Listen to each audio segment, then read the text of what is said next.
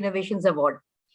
As the excitement gets built, I would hate to stand in between, and to set the ball rolling, I invite Dr. O.P. Agarwal, Chairman, FICCI Committee on Urban Transformation and CEO, World Resource Institute, for his welcome remarks, please. Dr. Agarwal, the floor is yours. Thanks, Nirja. Good morning, everyone. And on behalf of FICCI and the FICCI Committee on Urban Transformation, a very warm welcome to this 5th Smart Cities Summit and the 3rd Smart Urban Innovation Awards function. Let me start by congratulating FICCI for instituting these awards and also this summit. This is an extremely important event, as to my mind, cities are extremely crucial for India today for at least 4 different reasons. Let me list them out as per my understanding. First, Indian cities are likely to double their population in the next 30 years alone. That means in the next 1 generation. This is a huge demographic transition and it needs to be managed well. And if cities have to be equipped to provide jobs, to provide education, healthcare, recreation, shelter, and a host of other services to this doubling of the urban population, this is not an easy task. And if this is not done well, there is a risk that cities will not only become hotbeds of crime, but also become places of a huge amount of social unrest. To me, this is something that a developing country like India cannot afford. Second, India has an ambition to become a $10 trillion economy by 2030. This will mean a near quadrupling of its current economy, something that India needs to strive for, something that India must do, but we must recognize that this will mean very, very rapid growth in the next 10 years. But if this is to happen, cities will have to be equipped to both accommodate this growth and also enable this growth. They will have to be at the very center of this growth. Third, India has made laudable, though ambitious, commitments on climate change at the COP26 meeting in Glasgow. Not only has it committed to reach net zero by 2070, but has also committed to reduce its emissions very significantly by 2030. Now, 70% of the future GHG emissions are projected to take place in cities, and unless cities take the right actions, we will not be able to fulfill these commitments. These reductions will require smart mobility, smart energy efficiency, smart use of renewable energy, smart water management, smart waste disposal, and smart building technologies, to name just a few of them. Fourth, the recent COVID pandemic has shown that while cities and their densities offer agglomeration economies, they also offer an opportunity for viruses to spread easily and quickly. This has wreaked havoc, as we have seen during the last pandemic. We just need to make sure that this kind of a thing does not happen again.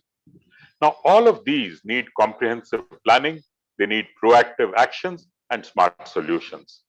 The Smart Cities mission that Kunal is leading right now has been a welcome step towards managing our cities well and getting them to start thinking right. While the mission has adopted 100 cities, it is now perhaps time for the mission to expand to all the 4,000 plus cities in the country.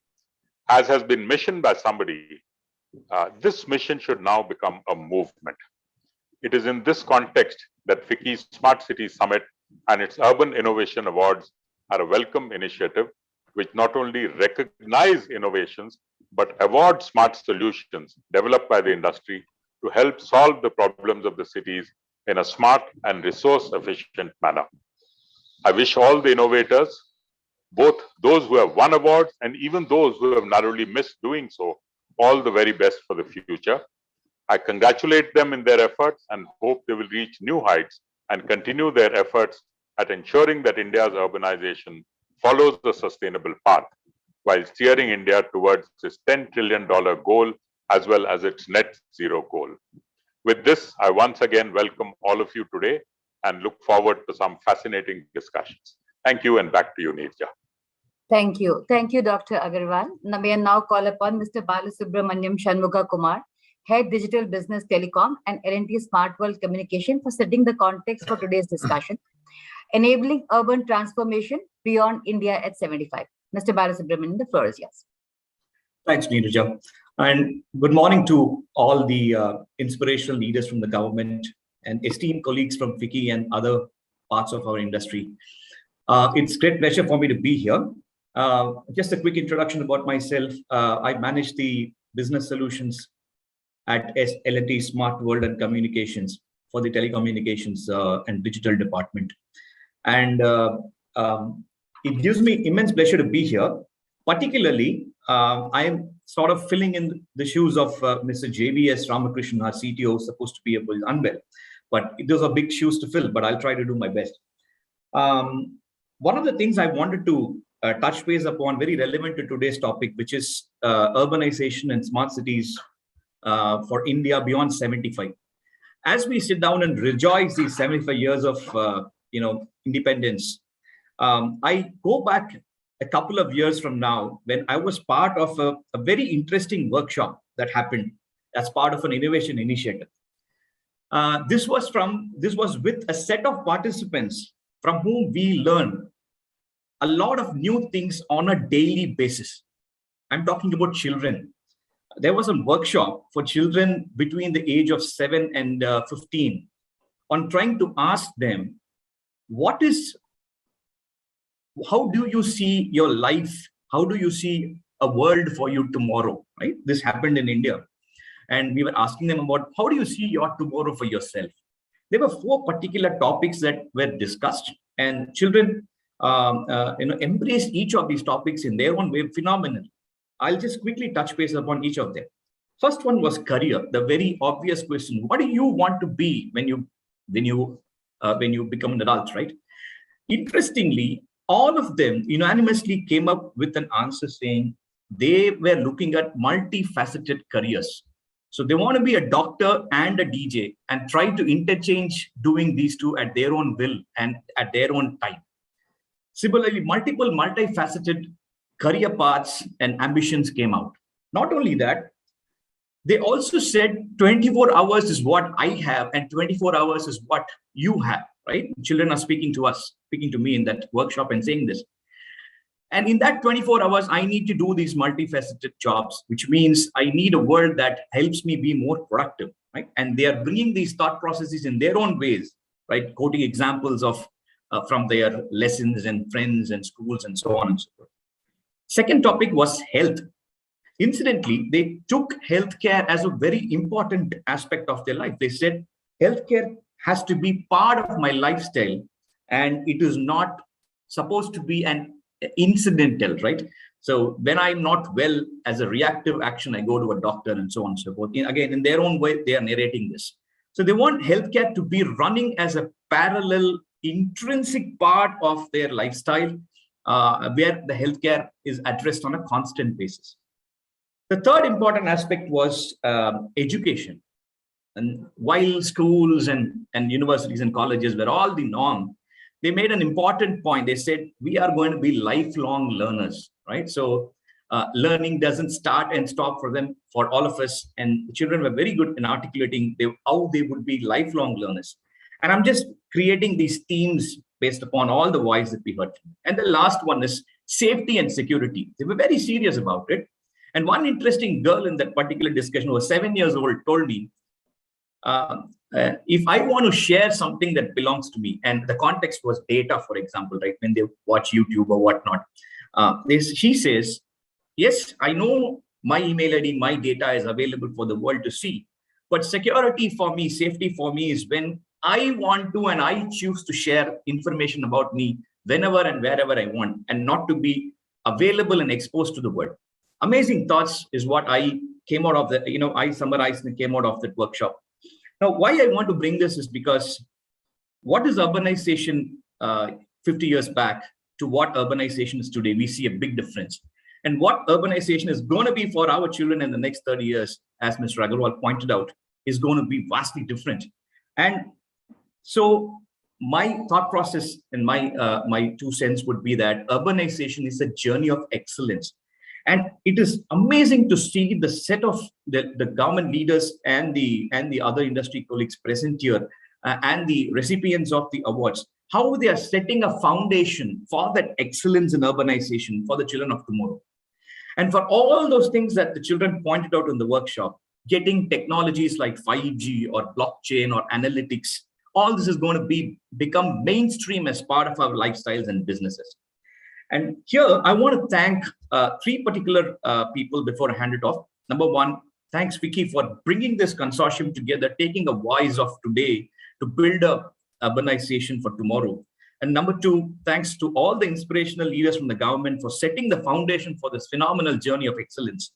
And number three, thanks to all the industry colleagues who are not only contributing to the industry, but are also consumers of the businesses, smart businesses in a way, right? From SWC, I just want to summarize by saying that today we are setting off a journey in terms of making our lives and businesses better through a connected ambulance solution or bringing in several technologies around 5G. But the one question that my leadership always asks is, when you want to start a practice, a technology practice, what is in it for the country, for the people, and for the businesses of India, right? So with that, I want to sort of set the context for the rest of the day. And I really encourage you all to interactively participate in the discussions. Thanks, and over to you, Nija. Thank you. Thank you, Mr. Balasubramaniam. With this, we now move on to Smart Urban Innovation Award ceremony. We are most delighted to have Mr. Kunal Kumar, the Joint Secretary and the Mission Director for Smart Cities Mission, Government of India. Now, FICCI has constituted this award to acknowledge and recognize organizations that have made notable contribution in developing innovative and, most importantly, scalable urban projects. EY has been our knowledge partner since the very inception and has worked with us in conceptualizing and structuring the evaluation process. We have been fortunate to have a very eminent jury in judging this award, chaired by Dr. Ramachandran, Jury Chair, our former Secretary, Ministry of Housing and Urban Affairs, Government of India, Dr. O.P. Agarwal, Chairman FICCI Urban Transformation Committee and Chief Executive Officer, World Resource Institute, Mr. Jagan Shah, Senior Fellow, Earth Global and former Director of National Institute of Urban Affairs, and Mr. Kailash Babbar, Senior Assistant Editor, Economic Times. Now, if you notice carefully, we have tried to make the evaluation process most transparent and content-rich. If you look at the jury composition itself, it includes a senior bureaucrat, a CEO of a global firm, an urban and policy expert, a reputed media house.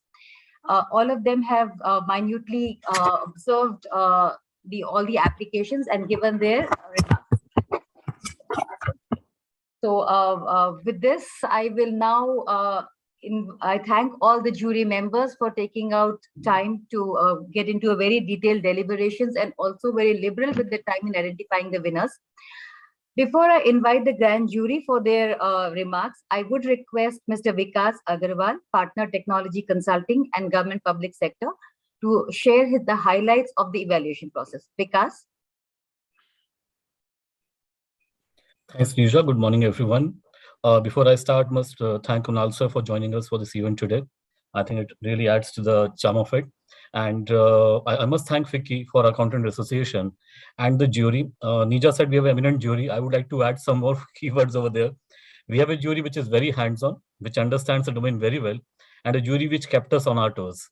So it's both, fun and difficult to work with such a jury. Yes. Because it's fun, because you learn, because they ask you questions and they expect you to know everything. You can't really say, oh, I don't remember, I don't recall. And it's fun. It's a learning process for us as well.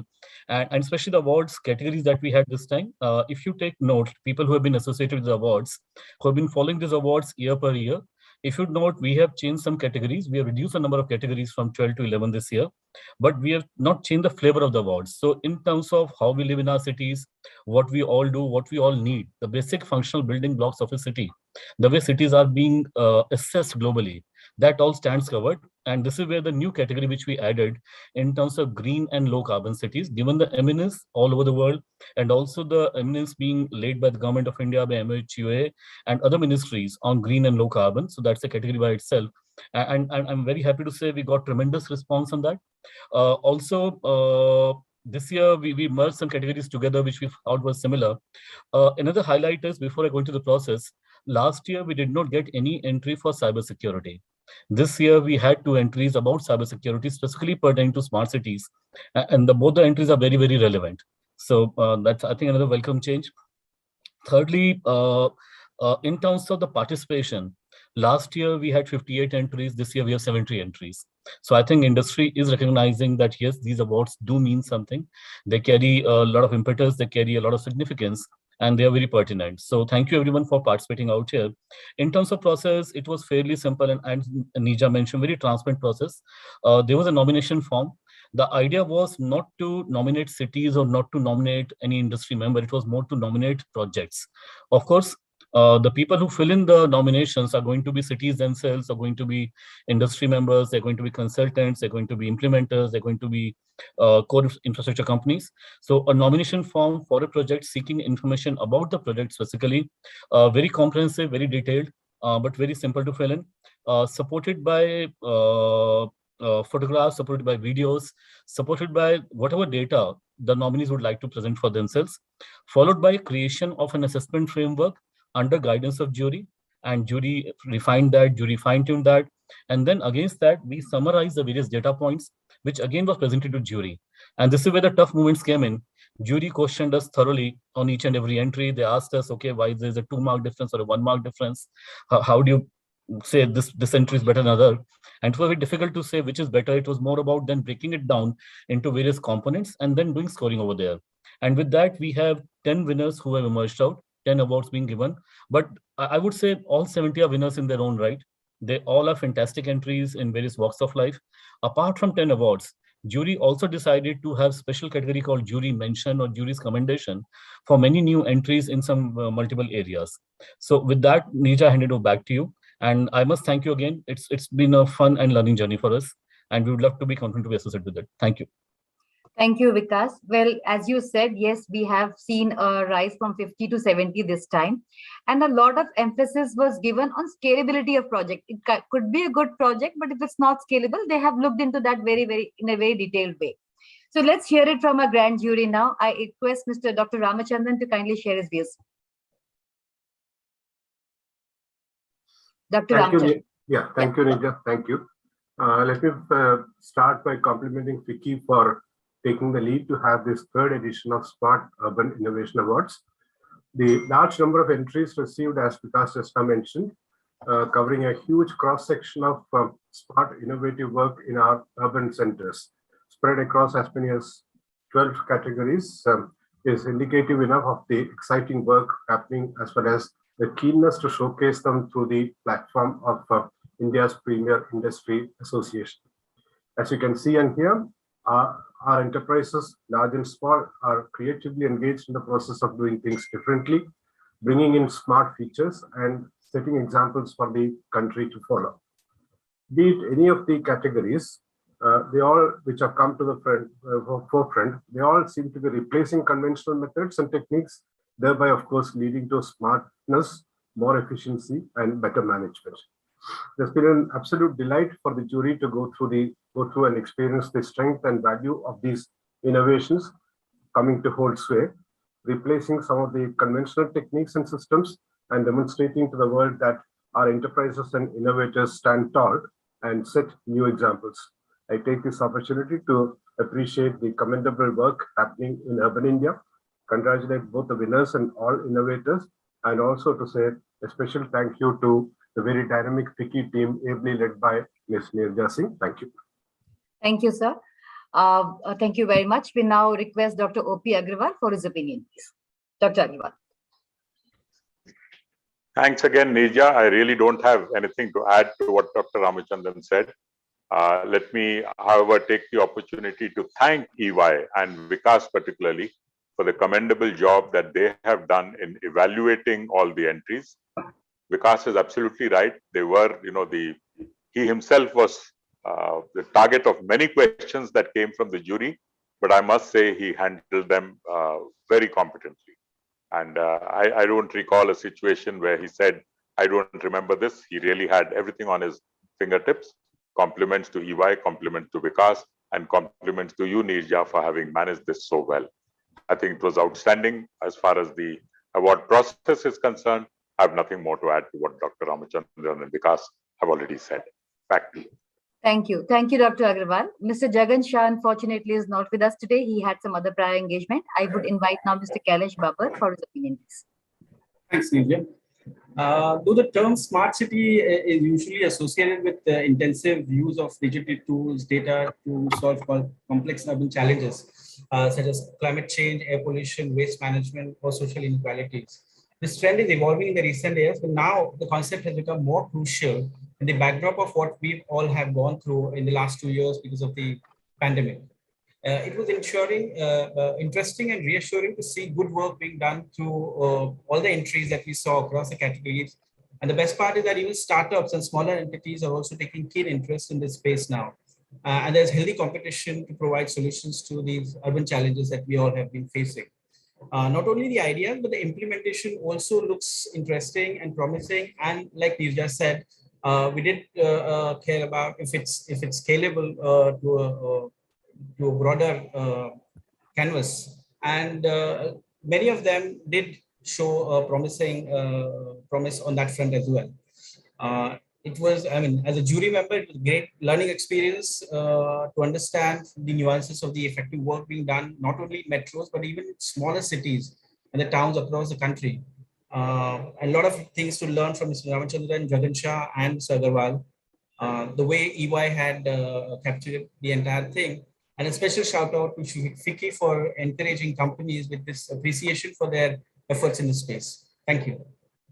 Thank you. With a big thank you to our grand jury, let's now announce the awards. Mr. Kumar, your presence today is of significant relevance. It will immensely motivate the participants and the winners.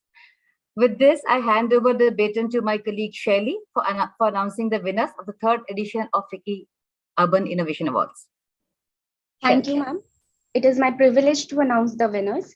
The 3rd edition of the Smart Urban Innovation Awards received 70 nominations across 11 categories from multiple cities across India, and the initiatives taken by the industry are commendable.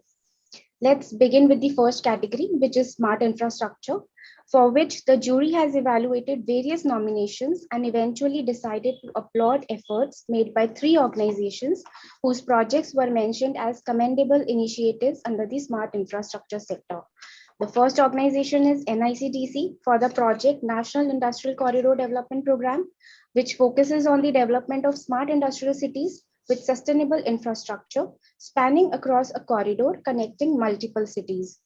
The second organization is Anthill Creations for the project Sustainable and Interactive Playgrounds, which focuses on touching local communities while ensuring minimal carbon footprint through the creation of sustainable play spaces. The third organization is Mod Foundation for the project K100 Citizens Waterway Project, which focuses on rejuvenation and restoration of the stormwater drainage system in Bangalore city.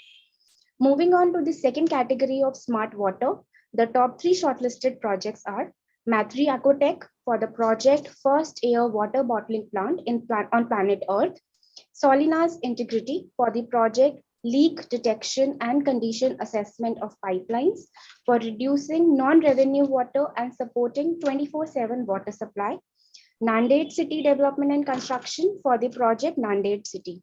And the winner is Solina's Integrity for the project Leak Detection and Condition Assessment of Pipelines for reducing non-revenue water and supporting 24/7 water supply. Now, coming to the third category of smart mobility, the top 3 shortlisted projects are AFCON India for the Aligarh Smart City project, MOTMAC for the Sustainable Urban Transport project and Efficient and Sustainable City Bus Services, Evify Logitech for the project Last Mile Deliveries through Electric Vehicles. And the winner for this category is Evify Logitech for their project Last Mile Deliveries through Electric Vehicles. Coming to the fourth category, Green and Low Carbon Cities, under which the top 3 shortlisted projects are Aruna Green Ventures for the project Prestige Falcon City, Bangalore, Nita Gelatin India for the project Prakriti Garden Factory, Daulat Ram Engineering Services for the project Leaf Composting Bins. And the winner for this category is Daulat Ram Engineering Services for the project Leaf Composting Bins. Congratulations. Moving on to the fifth category, Smart Solid Waste Management, under which the top 3 shortlisted projects are Anchor Container Services for the project Jal, Anchor Javed Jal, Trashcon Labs for the project Automated Zero Waste System, Proton Enviro Solutions for the project Agartala City Municipal Solid Waste Processing Plant. And the winner for this category is TrashCon Labs for the project Automated Zero Waste System. The sixth category is Smart Education, and the jury has shortlisted two projects, Kane Oil and Gas of Vedanta Limited for the project eKaksha, Zintio for the project Waste No More Digital Curriculum for Children. The winner for this category is Kane Oil and Gas of Vedanta Limited, who has implemented the project eKaksha with the support from the knowledge partner Bodh Shiksha Samiti, which is a non-profit organization and has been acknowledged by the jury for their focus on imparting quality education to children from poor and deprived communities in urban and rural India. Moving on to the seventh category, Smart Health, under which the top three shortlisted projects are Urinalytics Healthcare for the project Indicative Toilet, Kane Oil and Gas of Vedanta Limited for the project Improving Access to Healthcare Services, Larsen and Toubro Smart World for the project 5G Connected Healthcare. And the winner for this category is Urinalytics Healthcare for the project Indicative Toilet. Coming to the eighth category, which is Disruptive Solutions, the top three shortlisted projects are EcoProcess India for the project Deployment of Intelligent Poles for the Urban Connected Space via one integrated platform, Softtech Engineers for the project on BIMDCR implementation in Municipal Corporation of Greater Mumbai, SatSense Solutions for the project Satellite-Based Water Quality Assessment of Jamshedpur City. And we have joint winners under this category, SatSense Solutions and Softtech for their innovative ideas in disruptive solutions. Moving on to the ninth category, which is City Safety, Disaster Management and Emergency Response. The top three shortlisted projects are Magapatta Township Development and Construction for the project on Magapatta City, Foxberry Technologies for the project Emergency Decision Support System to combat COVID-19, Larsen and Toubro Smart World for the project AI-based Patrol Management and Crime Correlation. The winner for this category is Foxberry Technologies for their project Emergency Decision Support System to combat COVID-19. The 10th category on cybersecurity, the jury has shortlisted two projects, Kane Oil and Gas of Vedanta Limited for the project on strengthening OT cybersecurity posture, Infoblocks for the project Securing the Smart City, Aizawl. The winner for this category is Infoblocks for the project on Securing the Smart City of Aizawl. Moving on to our last category on citizen collaboration, we have received only one nomination this year. The grand jury has mentioned that various initiatives are implemented in numerous cities and they should be encouraged to participate under citizen engagement landscape for smart cities. The jury appreciates the efforts made by eQuadrica for their project Smart Trichy app. A big congratulations to all the winners. Thank you, Shelly. Heartiest congratulations to all the winners and innovators. Your contribution and your projects are well noted by the jury. We acknowledge your contribution in the urban space. With this, we move on to our keynote speaker today. Mr. Kunal Kumar does not require any introduction, more specifically in this audience. Let me straight go ahead and invite Mr. Kunal Kumar, Joint Secretary, Mission Director, Smart Cities Mission, Ministry of Housing and Urban Affairs, Government of India, to please deliver his keynote address and share his vision. Mr. Kumar. Thank you, Neerja. Just checking if I'm audible. You are. Okay. Thank you so much. Seeing, Shelly announce those awards, I thought, Oscars could have prevented that unpleasant moment from happening, because it could have been done in a very crisp 30-minute presentation instead of, those long discussions and long interspersed dialogues that happen in between. So hats off to you guys to actually do it in such a short time. And thank you for inviting me here in this amazing ceremony. I don't know where we are headed to. I think Urban Innovation Awards was good enough. Now it is Smart Urban Innovation Awards, and now there will be Super Smart Innovation Awards going forward. And but of course, because we are moving up, a lot of people are getting into the business of creating the right solutions in urban areas, which is why I think the space is really getting competitive.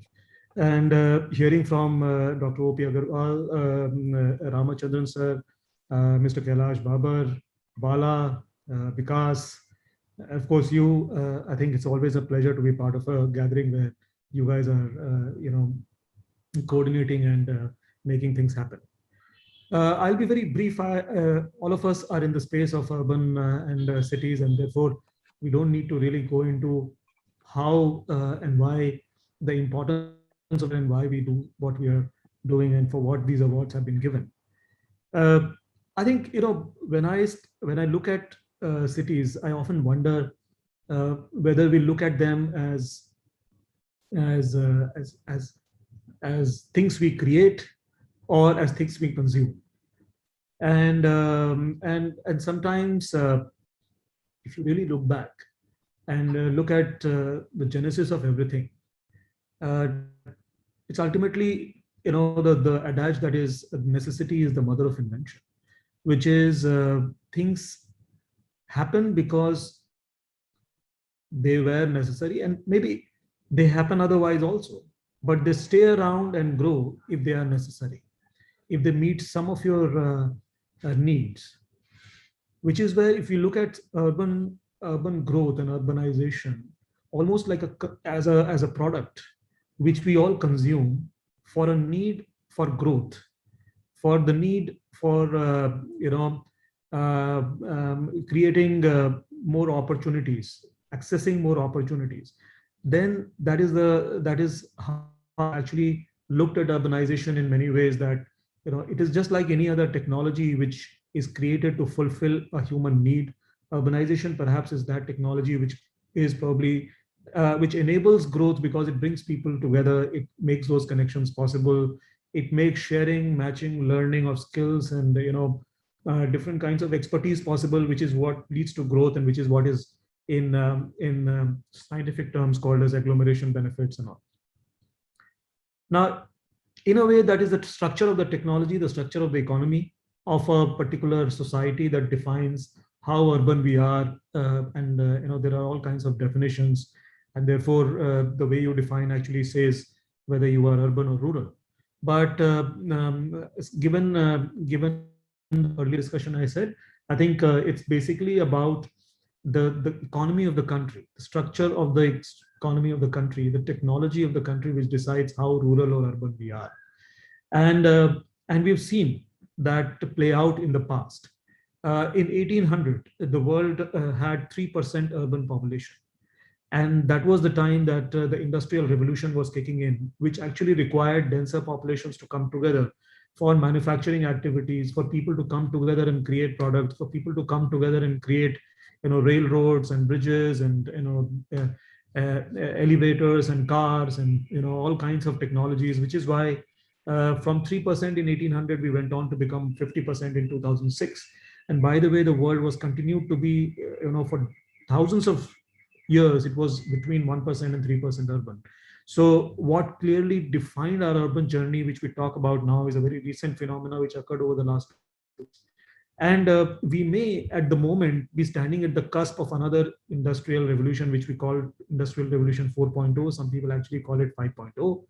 And for all that we know, we all could end up like Mr. Malthus ended up in 1798, when he said that, the world will not have enough food, there will not be enough resources, because it seems that we are getting into too many denser areas, the population is increasing, and he could not see it, the wave of urbanization, the wave of productivity and economic growth from 1800 onwards because of the Industrial Revolution.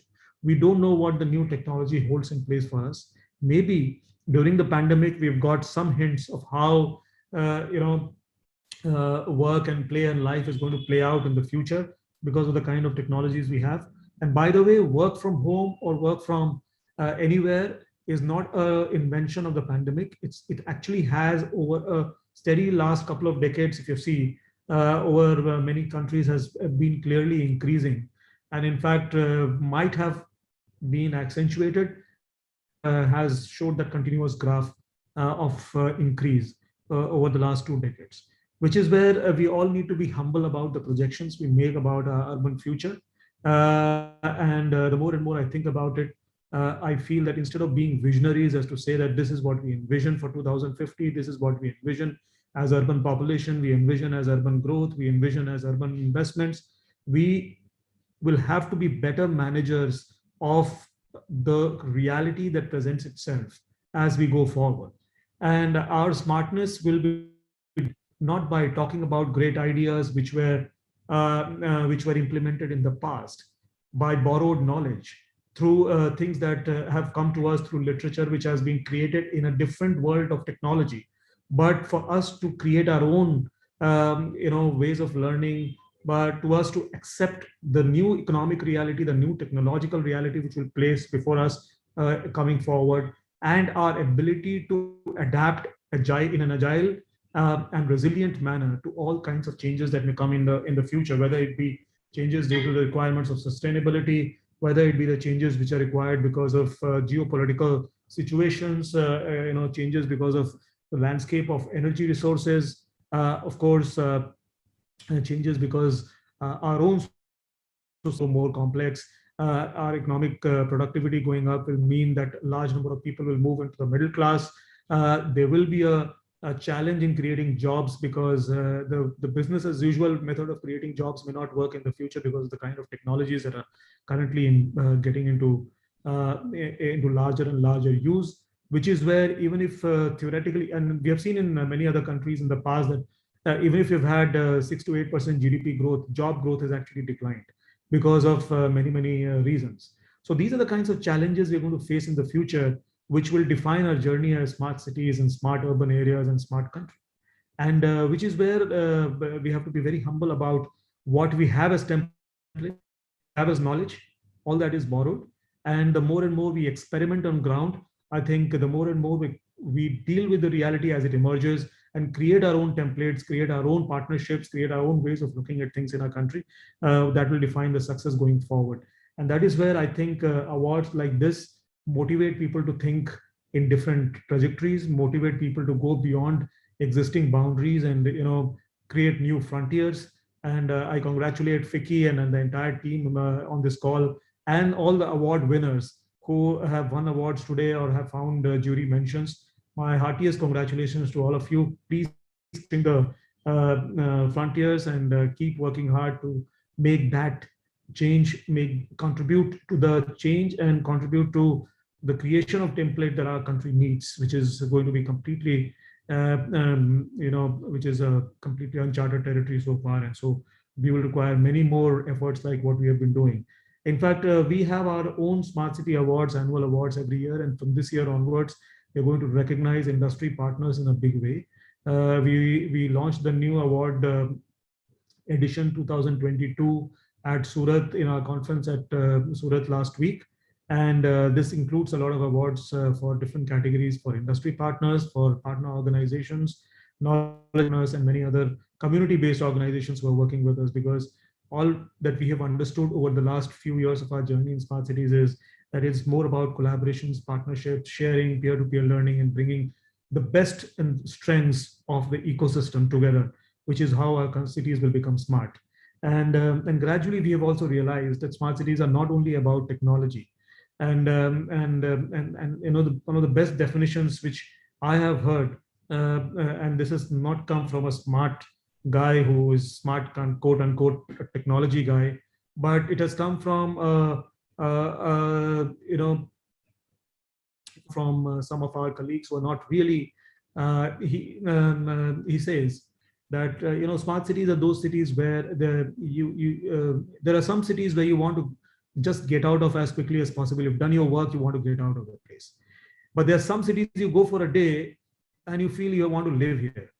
And those are smart cities. So this does not really talk about technology. It does not really talk about, when your city starts to look like your drawing room, when your city starts to look like a place where you go beyond the plumbing and the paint of the room and the electric connections and everything, and just talk about the feel you get there, about the kind of inclusive nature of the place, about the the welcoming nature of the place, about the place which motivates you to do better, where you feel you are part of the fabric, That is what is a smart city, and that is what is a smart city in the context of our country, which is a heterogeneous country where there are so many different kinds of diverse populations, languages, cultures, creeds, everyone. And so our journey has to be. And on that note, I think these innovation awards, the Smart Innovation Awards, hold a lot of value. And my best wishes to all the award winners, all my colleagues, and the great speakers on the call. Let's keep working together as we create the new templates for India's smart urbanization story going forward. Thank you. Thank you, Mr. Kumar. You have this amazing ability to break the complex urban structure into simpler structure for us to understand. And we are most delighted that you will now be including industry awards also in your Smart City Awards, because we have tried to keep the government cities out of FICCI Smart Cities Award, considering government is already recognizing them. So with this, I invite my senior colleague, Deputy Secretary General FICCI, Mr. Manav Majumdar, for his vote of thanks. Manav, over to you. Thank you, Nidja. Good morning, everyone, and namaste. In fact, it's an honor to be with such esteemed dignitaries who have kindly accepted our invitation and joined us for the virtual Smart City Summit and Awards. Thank you so much. In particular, we are most thankful to Mr. Kunal Kumar for taking out his valuable time to address the summit. Mr. Kumar, we much appreciate your presence and observations here today. In particular, I much liked that last part of your observation while defining the smart cities. It is not only about technology, it's actually technology plus, including inclusiveness and other parameters. That's a very nice way to define the real smart cities. Ladies and gentlemen, it's indeed very encouraging to see the initiatives being planned by the Government of India to support smart cities mission and thereby propelling further growth of infrastructure capacity in the country. The pandemic has changed, transformed various critical facets of the sector, we all know. Despite the challenges, let's point out, even during such unprecedented times, Ministry of Housing and Urban Affairs has been very proactive and supportive to ensure that the smart cities may emerge stronger post-pandemic. This clearly reflects the commitment of the government towards supporting the industry through difficult times. I wish to take this opportunity to thank the grand jury panelists and the distinguished speakers, Dr. M. Ramachandran, Dr. O.P. Agarwal, Mr. Jagan Shah, Mr. Kailash Babbar, Mr. Balasubramanian, and Mr. Vikas Agarwal for their time and efforts. Hearty congratulations to all our winners and best wishes to all those who have participated. We are most thankful to the industry for their support and enthusiasm. My sincere gratitude to all industry members, delegates, and media who are present here today virtually, and our heartfelt thanks to one and all who have kindly helped us to make this event a great success. Last but not the least, I would like to thank our partners for supporting this initiative, namely Silver Partner, Model Economic Township Limited, Legal Partner Trilegal, Associate Partner Citylight, GIS Partner ESRI India Technologies Limited, and Knowledge Partner ENY. With these words, I would like to thank you all once again. Jai Hind. Thank you. Thank you, Manav. Yeah, a housekeeping announcement, Nidja, for that. Yeah. You will do that? I will do that. Thank you. Over to you, Nidja. Yeah. Thank you. Thank you, Mr. Kumar, for joining us. With this, we come to end of the inaugural session. We disperse for a bit and regroup again at 12:15 for interaction with municipal commissioners, smart city CEOs.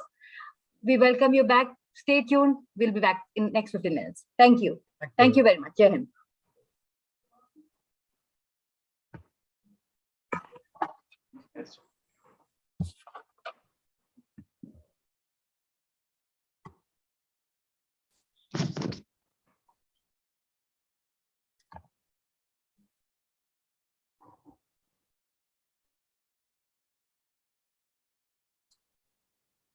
Shall you all set for next session?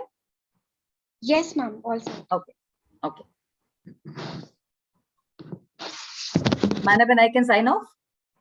Yes, ma'am, because it's a different link for the next session. All right. Thank you.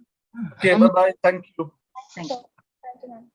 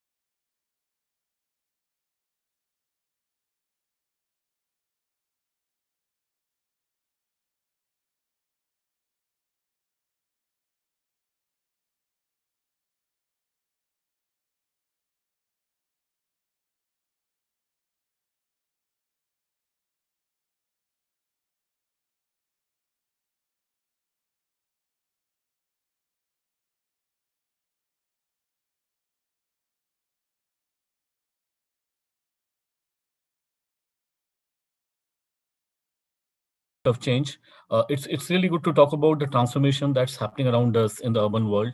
When we as a country embarked on this journey around 7 to 8 years back, I think the dream that the Prime Minister had, and I think the dream which all of us are following, was of 100 smart cities.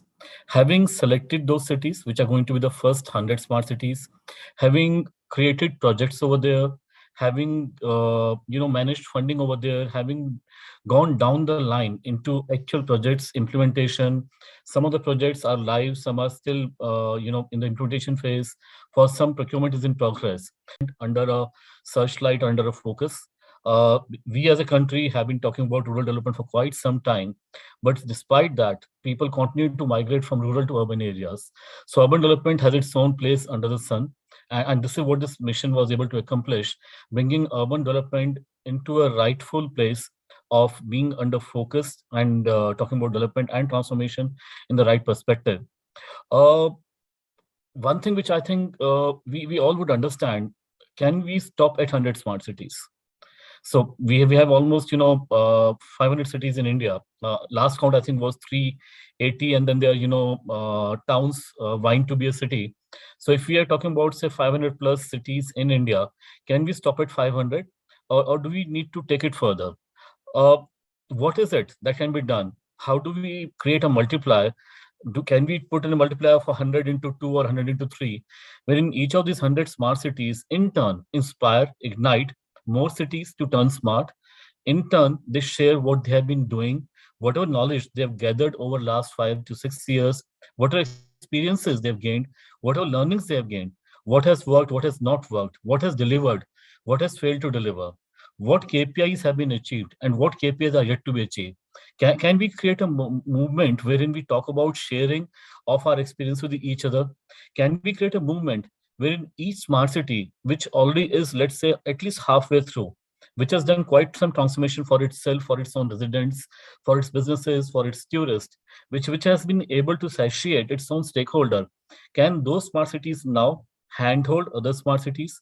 Can they become the catalyst? Can they become the change agents? Can they be that multiplier of into 2 or into 3, wherein each of these smart cities, which are successful in their own right, taking care of, taking under their aegis, cities nearby or cities far away, with whom they identify, with whom they're able to recognize, having some commonality, and then help those cities in transforming themselves. And if you recall the earlier session when we had Mr. Kunal Kumar, Joint Secretary, MOHUA, talking about smart cities, the point which he was trying to highlight, while we all understand, but I think it was good for him to highlight it again, that smart cities is not about technology alone. It's about how smartly we are able to transform our cities. What smart intervention, what smart measures we are taking over there. So with that background, I think I'll invite our panelists, all very learned people having lots of experience of having planned projects, having implemented projects, having tasted success. Maybe some failures would have been there on the way, but I think success is what counts today in terms of learning from them, understanding which way they have been going, and taking it forward. Also would request them to share their experience, which can be in turn leveraged by other cities. In view of the timelines that we have, I won't risk Vicky shutting me out of the entire video frame. So would request each panelist to restrict their views and comments to initial round of 4 to 5 minutes. And if time permits, we'll come back for a second round of final comments. So with that, I would first invite Kanpur Division Commissioner, Mr. Raj Shekhar, to talk about Kanpur.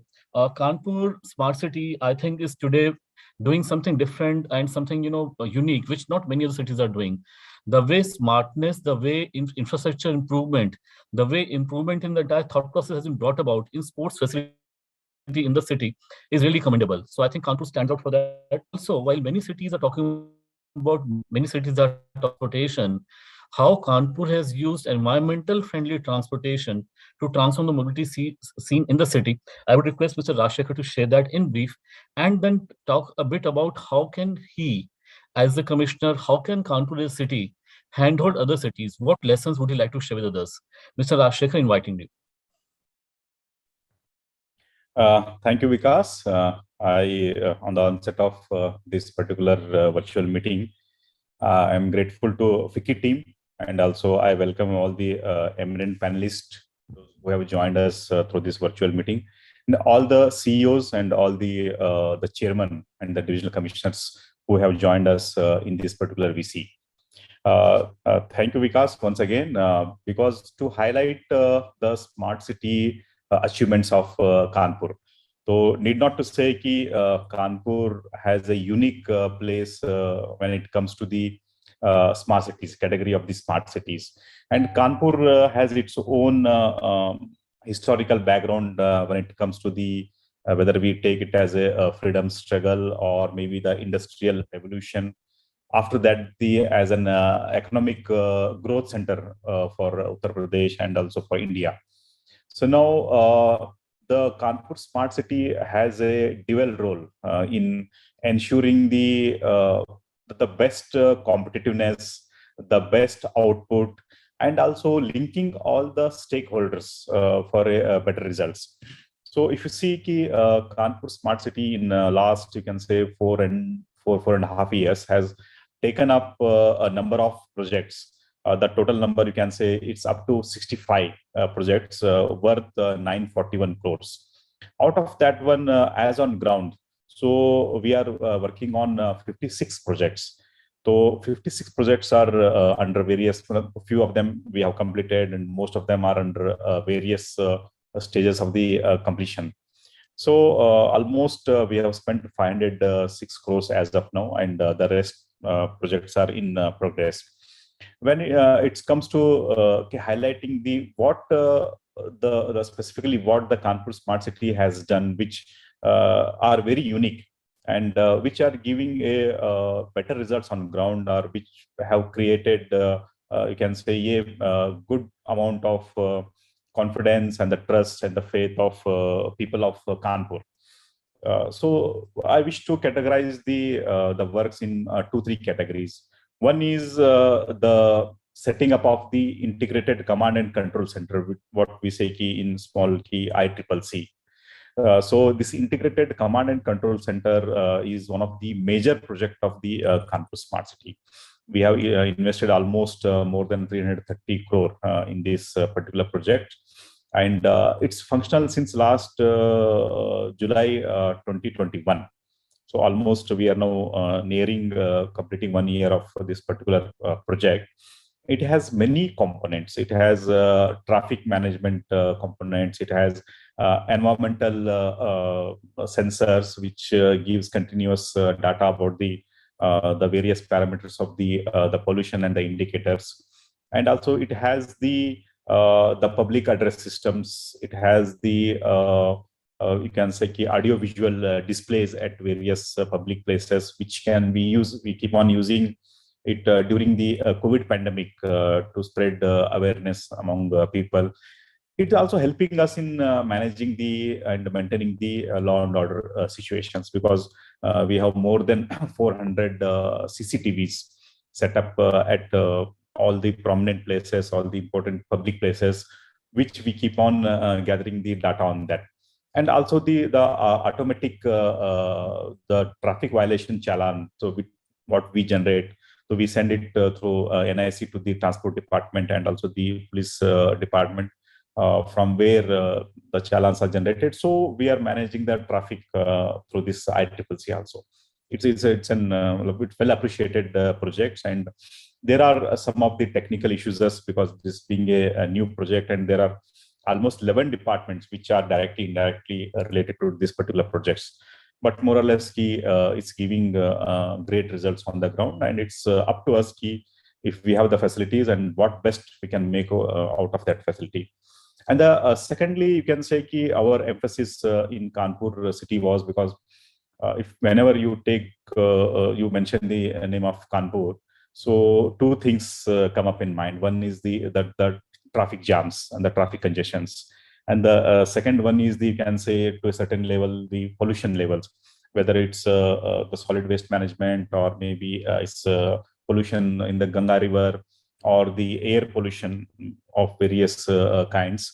So to mitigate this one and to reduce the level of the pollution and to give an smooth and efficient and you can say with a reasonable cost, a city transport, which is the requirement of the people of the city.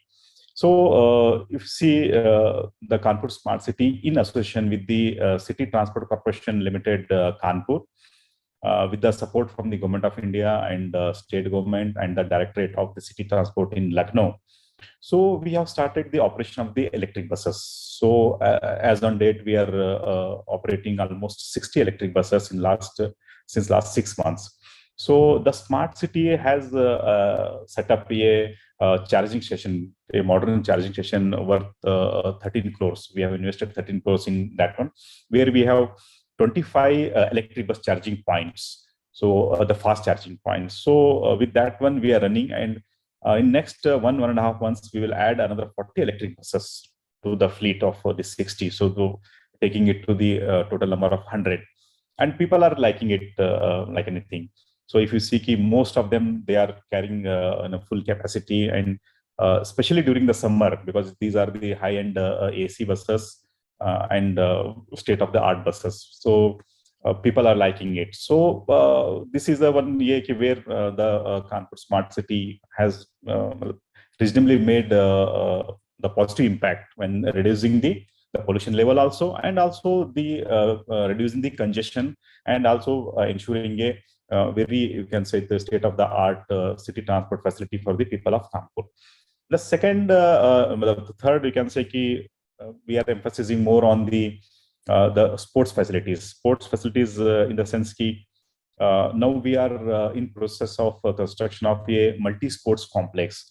A multi-sports complex which will have sports facility, 22 different sports facilities in a single complex, single building. So it's almost nearing completion, and within the next 2.5 months, so we are inaugurating this particular facility, which will have 22 different kinds of facilities, including the swimming pool and the gym, and also the restaurant facilities, shooting facilities, badminton courts, 8 badminton courts we have, 16 table tennis facilities are there. So you can see it's one of its kind in India. So it definitely Kanpur, a city like Kanpur, required this kind of setup at one place.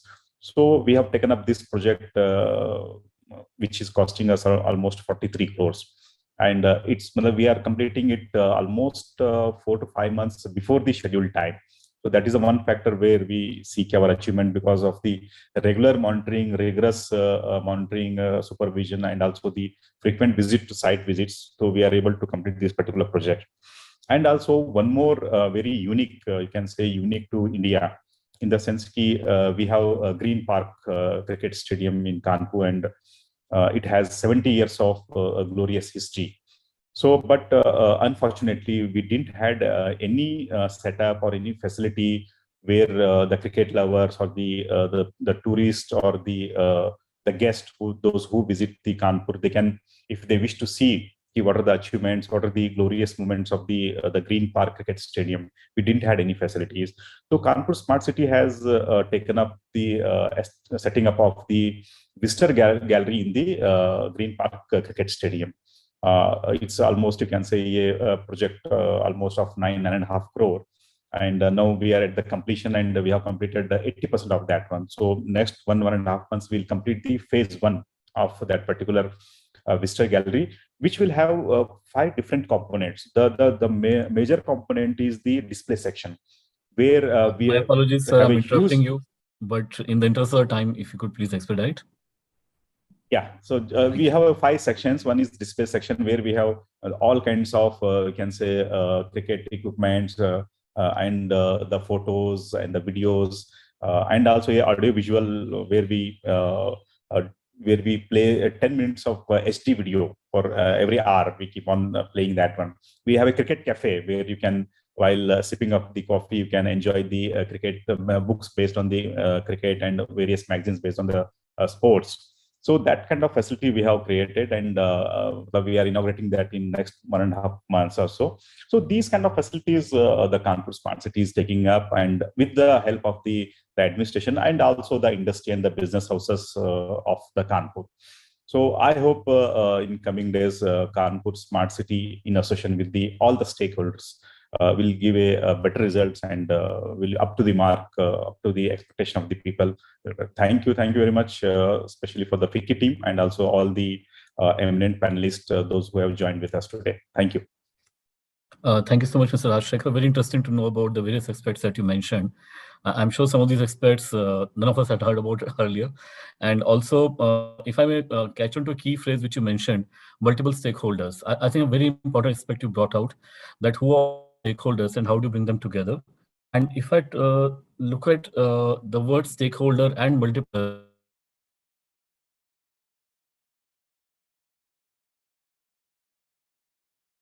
the huge groups that come into the city in the months of Kumbh, I think is a wonder by itself. It's a unique phenomenon anywhere in the world. So when we talk about Kumbh, we talk about mega events. To my mind, it's not a mega, it's a super mega event. How do you manage so many people, so much of activity happening together? And what role technology played in last Kumbh, and what role are you planning for technology to play in the upcoming Kumbh? For that, I'll invite Mr. Ravi Ranjan, CEO of Prayagraj Smart City, to share with us what have been undertaken in Prayagraj.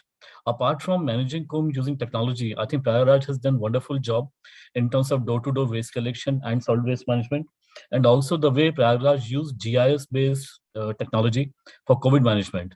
So how did you go about doing that? And what lessons would you like to share with other cities? Mr. Ravi Ranjan, over to you. Thank you, Vikas, and a very good afternoon to all the eminent panelists with me. As you mentioned, Vikas, Kumbh has been a heritage, humankind heritage, and it has been accepted internationally and nationally as well. ICCC has played a very central role in managing Kumbh, the large congregation of people that the devotees that come and visit the city. We handle almost 20 crores of crowd in a very short span of 3 months.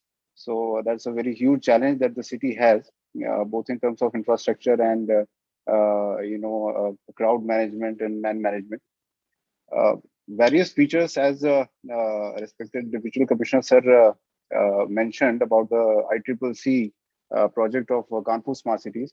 I'm sure that these features are common to all the cities, in the other 100 smart cities of the country. The ITMS feature, the artificial intelligence feature, the red light violation detection. So these features are almost common.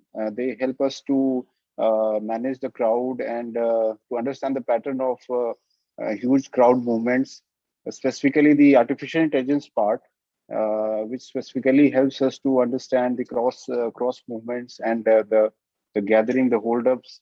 They also help us to identify the patterns of movement during different times in the day, and also the entire month of 3-4 months that the whole festivity goes.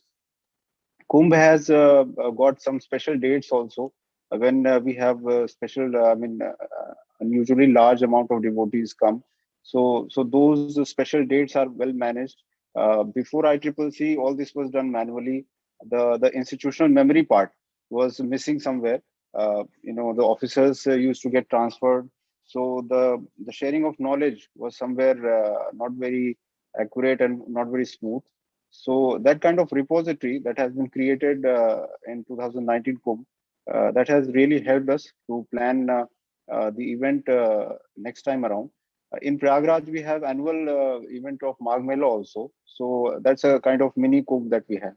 So it's the crowd is much on a lower scale as compared to Kumbh.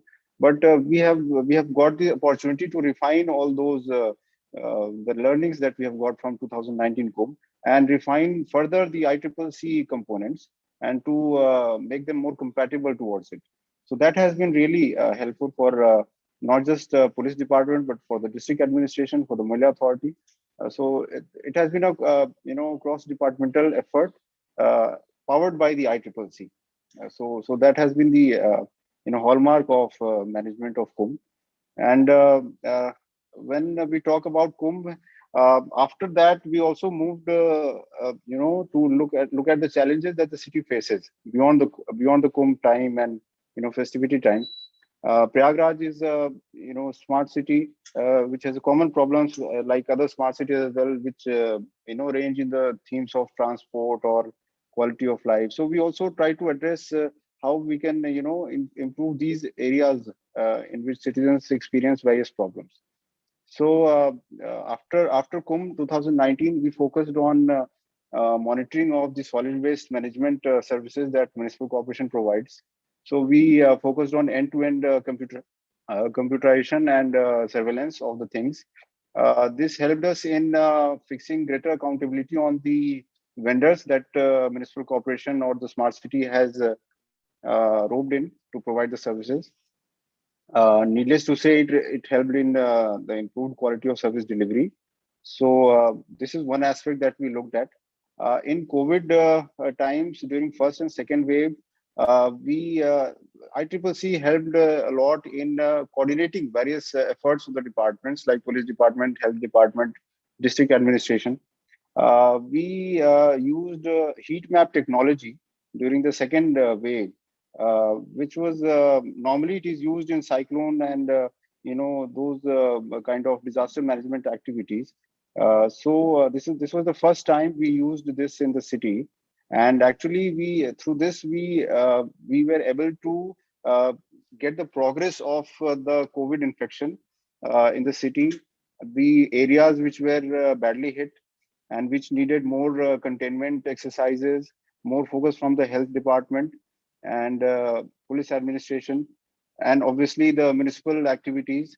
So since the rapid pace of infection was so high, this kind of tool was very helpful in coordinating the activities of various departments, so many teams in a very small period of time. So I think this is what is smart city and smart technology is all about. When we put in a technology, we get more from less.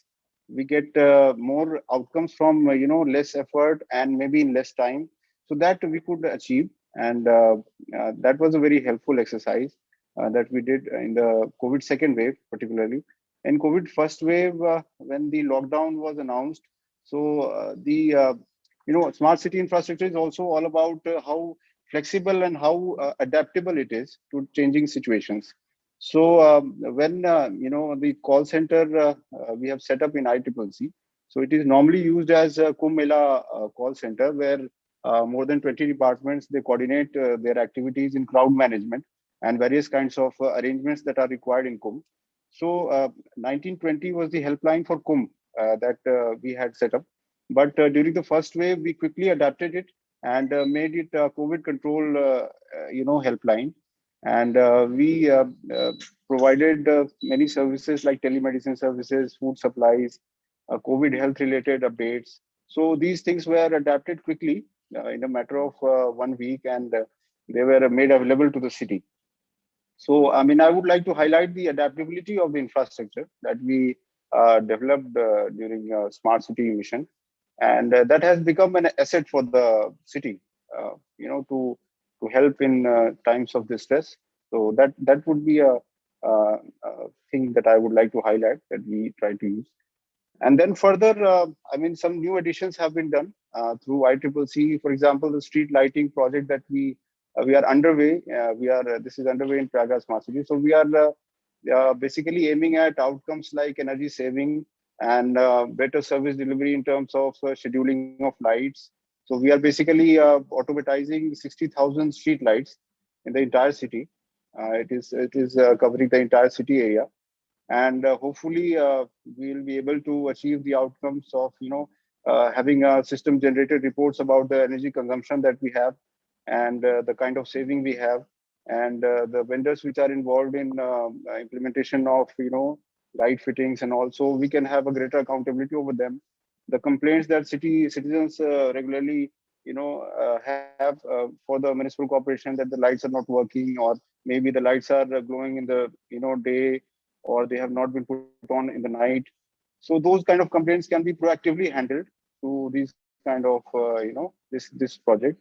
So that we are underway. This is underway implementation. So we'll hope to earn carbon credits also in future. Very recently we had a conference, Smart City conference in Surat, where smart cities were contemplating on this idea also.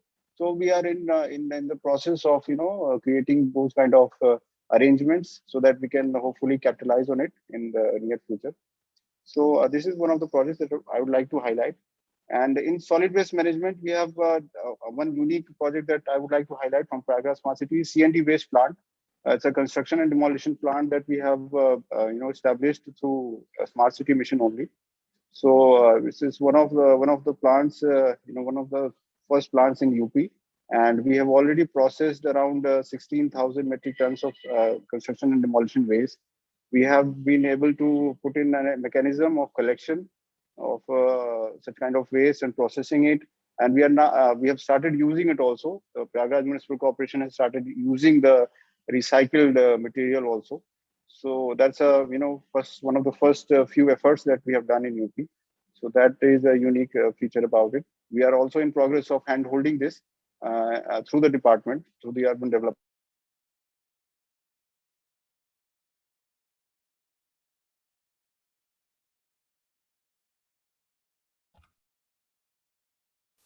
It seems we lost connection, Mr. Ravi Ranjan. So it's a journey basically that I would like to highlight. Thank you. Sure. Thank you so much, Mr. Virenjan, for sharing your experiences and what all is being done in Prayagraj beyond Kumbh. And very interesting to know about CND reprocessing plant. I think it's really unique and something very, very interesting and very beneficial. Also, the point which you highlighted, adaptability of infrastructure, I think it's very important aspect that whatever infrastructure either we are building or we are rejuvenating under smart city, how adaptable it is and how scalable it is.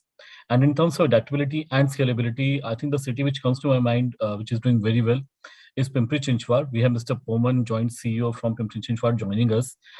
In Pimpri-Chinchwad, I think two aspects which to my mind are very good and maybe unique to some extent. One, the way infrastructure has been created for digital connectivity, which going forward shall be used by all the players. So city has created its own infrastructure rather than multiple telecom companies digging the road again over and over again, putting in multiple corridors, putting in multiple fibers, putting in multiple duct. The city has put its own fiber, has created its own duct mechanism for people to reuse. So apart from sharing and scalability, and as Mr. Ravi said, adaptability, it also has a potential of revenue and a very interesting return on investment. The other aspect in the city is about the way cities engage citizens. So the city app, which is being used in Pimpri-Chinchwad, goes beyond usual city apps. It has an element of how citizens are doing peer-to-peer information sharing and transactions. So would like to invite Mr. Poman to share details about both. How did you go about doing that? Where did the idea come from? At what status you are? And what learnings would you like to share with the group out here? Mr. Poman, over to you, please. Good afternoon, Vikas and the panelists. So, thank you for introduction of this Pimpri-Chinchwad. Basically, Pimpri-Chinchwad city, the smart city comes in the third round, and we are very latecomers in the smart city after the 2 years from the declaring smart city. Basically, as you rightly said, we are trying to get our infrastructure, this IT infrastructure, that is backbone, and we are going to laying optical fiber almost 600 kilometers in the city, and this passive infrastructure will be useful for not only these government offices, but also we are trying to make it monetization to the telecom service provider. So the monetization is not that way only. There are other multiple channels of the monetization. We have been deployed as 16 VMDs in the city and 50 kiosks and also mobile app. So all these 4 channels are now pilot basis running for the monetization. We are getting advertisements from the VMDs. Then for kiosks which are installed in the city, they are also having good monetization potential. Also in the mobile app, the download is almost 2 lakhs, and the merchant module which used to be integrated to this mobile app, and we are getting good responses. Apart from this, there are ICCC, which is for having a different set of solution, 2,300 CCTVs which are installed various places, and almost from that feeds are coming to our ICCC. We have been successfully installed water meters in the city through the LoRa technology, which is get automatic reading from that. So from the perspective of the flow meters and all the data to the SCADA systems which are there to be integrated in the ICCC. Not only that, that is sewerage also integrated. We are very much successfully running this solid waste management process from the primary collection of these vehicles, then the secondary collections and the almost tertiary collections. So all the vehicles are well equipped with the vehicle tracking with the RFID tags. Bins are also tagged with the RFID tags, and we are going to monitor the vehicles from going to right time or not to waiting time. So that is used for us. Even we are having the public access for this. Then nextly, we having our treatment plant, Weybridge, and we are getting their automatic readings of these trips of there, and we have been integrated to our control and command. That is get more transparent and effective for us. Apart from this, we having the applications like e-classroom projects, 105 schools, 123 schools almost having removed all the black and white board to the digital boards, and all the contents, the teachers, the experts that are deployed to there. So this project having a great channel of education, new education to these visual school students.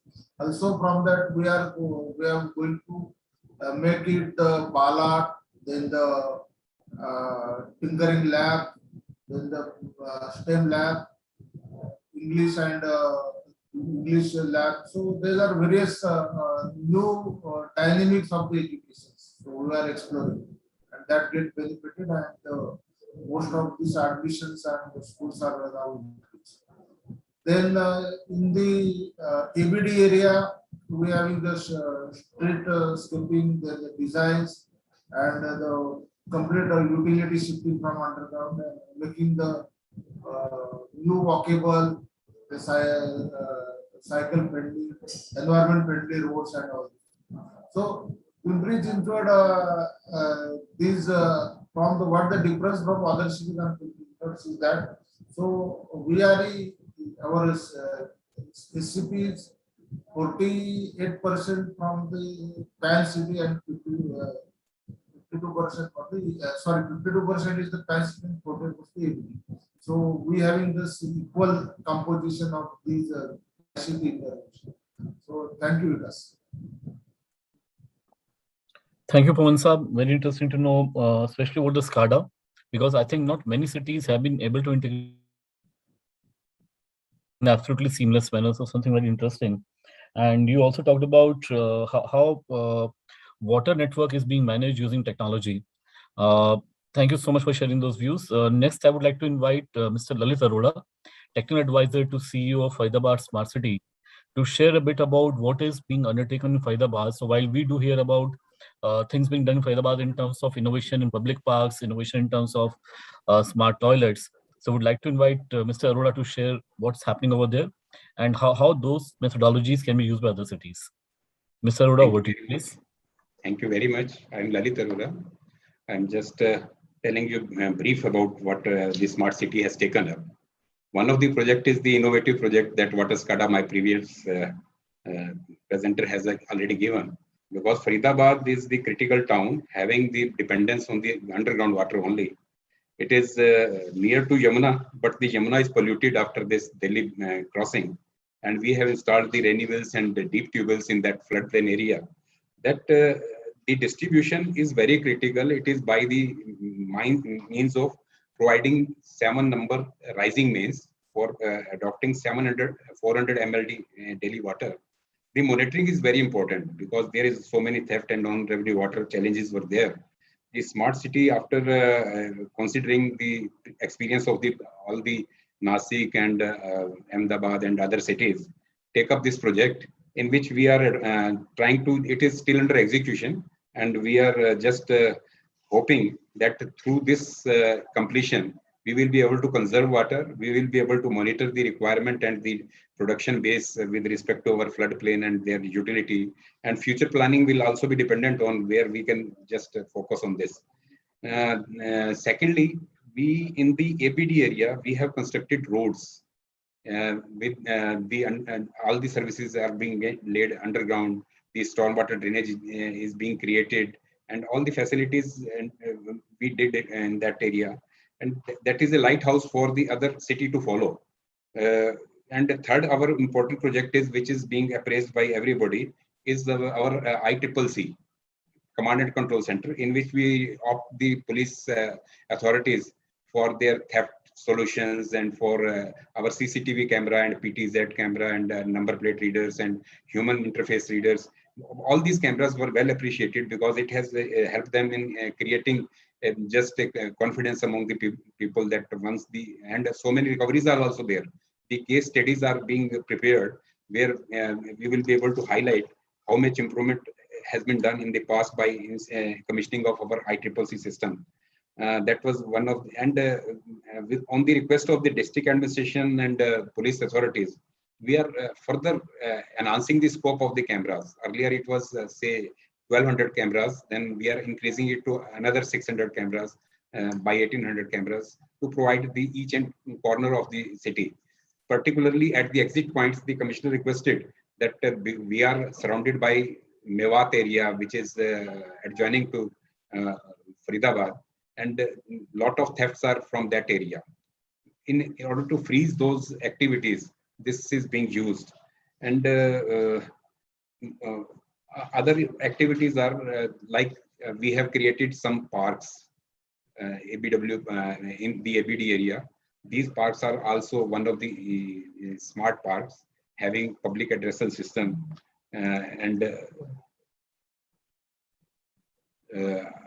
it is one of the common practices, public pavilion, this open gyms, and it is being appreciated by that also. And in the recently Azadi Ka Amrit Mahotsav, we are celebrating and we use the metro pillars as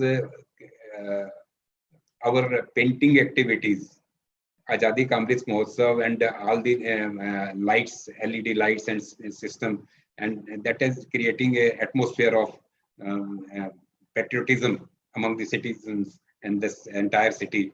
These are the major activities we have created. And in the last month, we have developed few more projects which are under execution. That includes Badkal Lake rejuvenation. Badkal Lake was one of our previous prestigious lake, which has needs rejuvenation. We are using the tertiary treated wastewater for its rejuvenation, along with its marina development and other so many features therein, interesting features. This will be one of the, in the coming 1 year or so, this will be one of the attractive picnic spot near Delhi. We are hoping to just implement it in these are the other, all the activities taken up by the smart city. Any other projects which are being taken up are like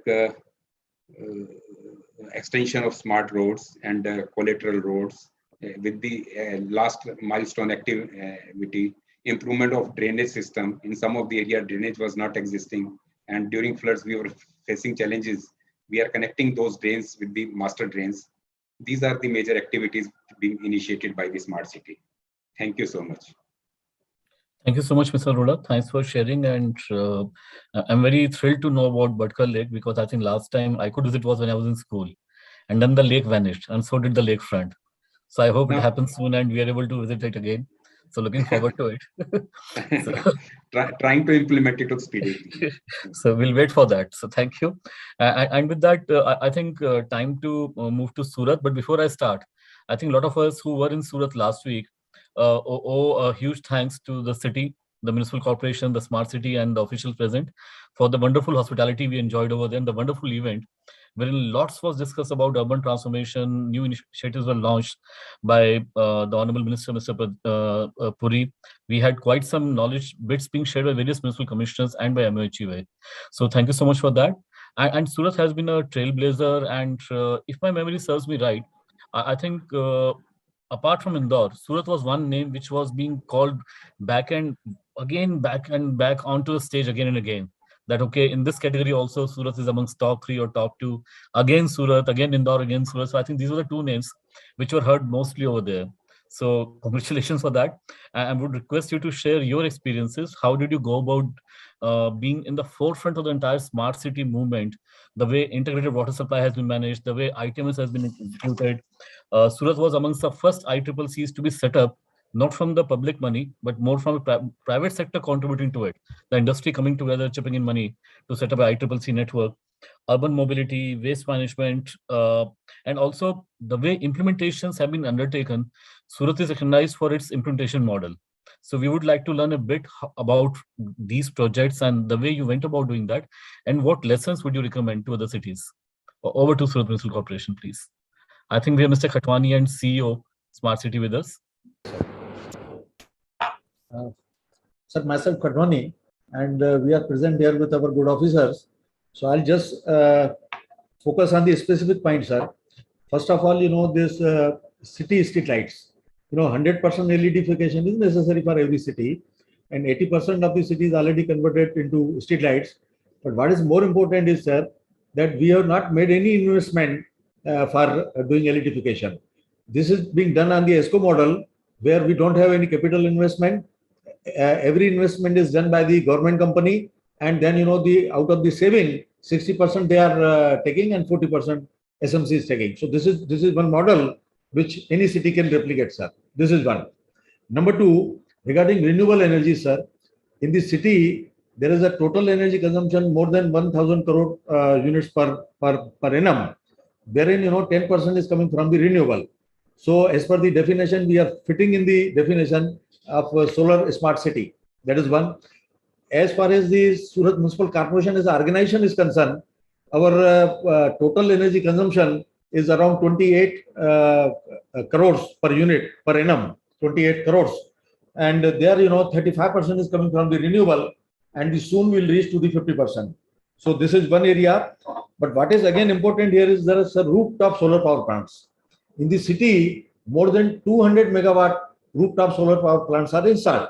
There is a replicable model, sir, where people are enjoying the benefits in the electricity bill and various subsidies, and as a result 200 megawatts are installed in the city, which can be exactly replicated by the other cities, sir. This is second.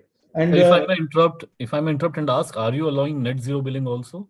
Yes, yes, that is what, sir. We are moving towards net zero, and if time permits, we will show the entire documentary, what is the vision we have prepared. So this is one regarding solar, where it can be 100% replicated. Rooftop solar power plants. Our contribution in the rooftop is 4% in the country and 12% in the state. So this is a notable, sir, point. And again, sir, the second point is a public charging station. Surat is the only city, sir, where there are many states who have got their own policy, but Surat is the only city which has got its own city level policy. The provisions of the policy are that there is no vehicle tax on the e-vehicles. There are no environment improvement charges. There are no parking fees. This has motivated the citizen as much as, since 3 months, when the policy was not into the existence, there were only 1,000 e-vehicles in the city. Within 3 months, it has become 6,000. It is because of the provisions made in the e-vehicle policy, sir. And just I would like to share, sir, the Surat is among the 9 cities which Government of India has decided to be first saturated as regards to the e-infrastructures are concerned. This is a reason that soon we are going to commission 50 public charging stations for the public purpose, then 50 public charging stations on the PPP model, and by year 2025 in the Surat city we'll have a 500 public charging stations, sir. This is all, sir. Sir, then I've got my officers, Mr. Bhairav, then Swati Madam, Mr. Devang, they'll also share, sir.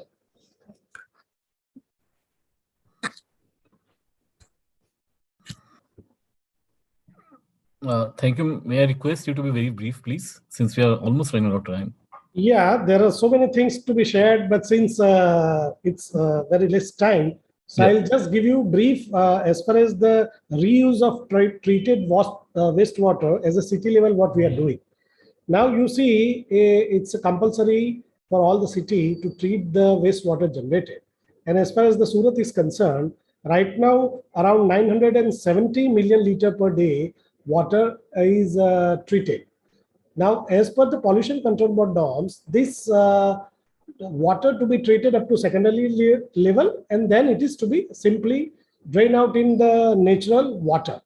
What we did that as a city level, we are using this treated wastewater, that is 319 MLD as of now. That is the 30% of the total wastewater that we are treating.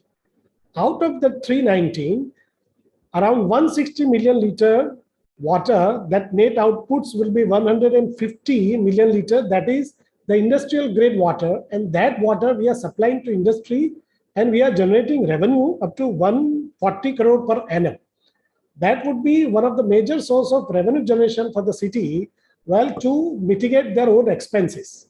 And that's how our O&M cost of the waste treatment we are mitigating. Moreover, another 159 MLD we are using for rejuvenation of lake, agriculture, mass plantation, gardening, traffic circles, and all purposes. The interesting portion is that we have established the largest, Surat, as far as the India is concerned, we are supplying 150 MLD treated water, tertiary treated water to industries. That is the largest one. And that is the one of the major source of revenue. Apart from that, we are thrilled with that, our success. And now we are going ahead that our vision is that by 2025, 70% of this water should be reused. And by 2030, it should be a zero discharge.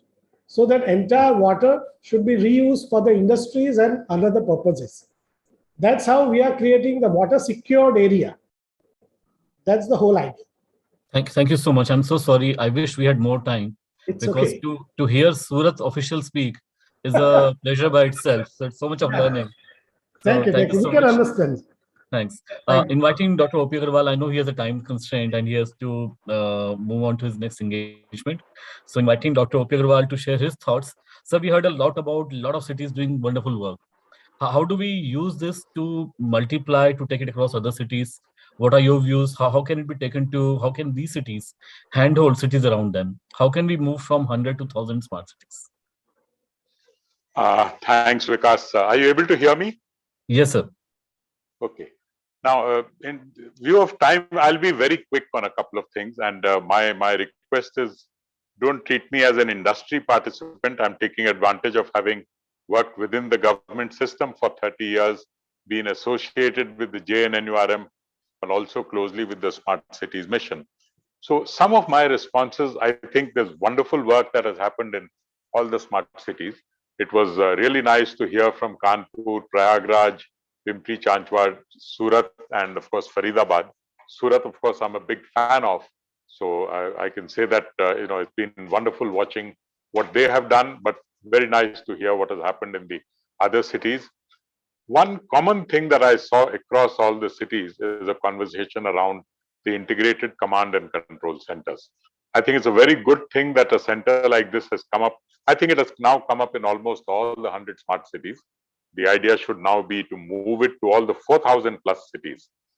The only couple of remarks that I would make is that, at the end of the day, all these things that are happening, I hear them as one-off kind of things.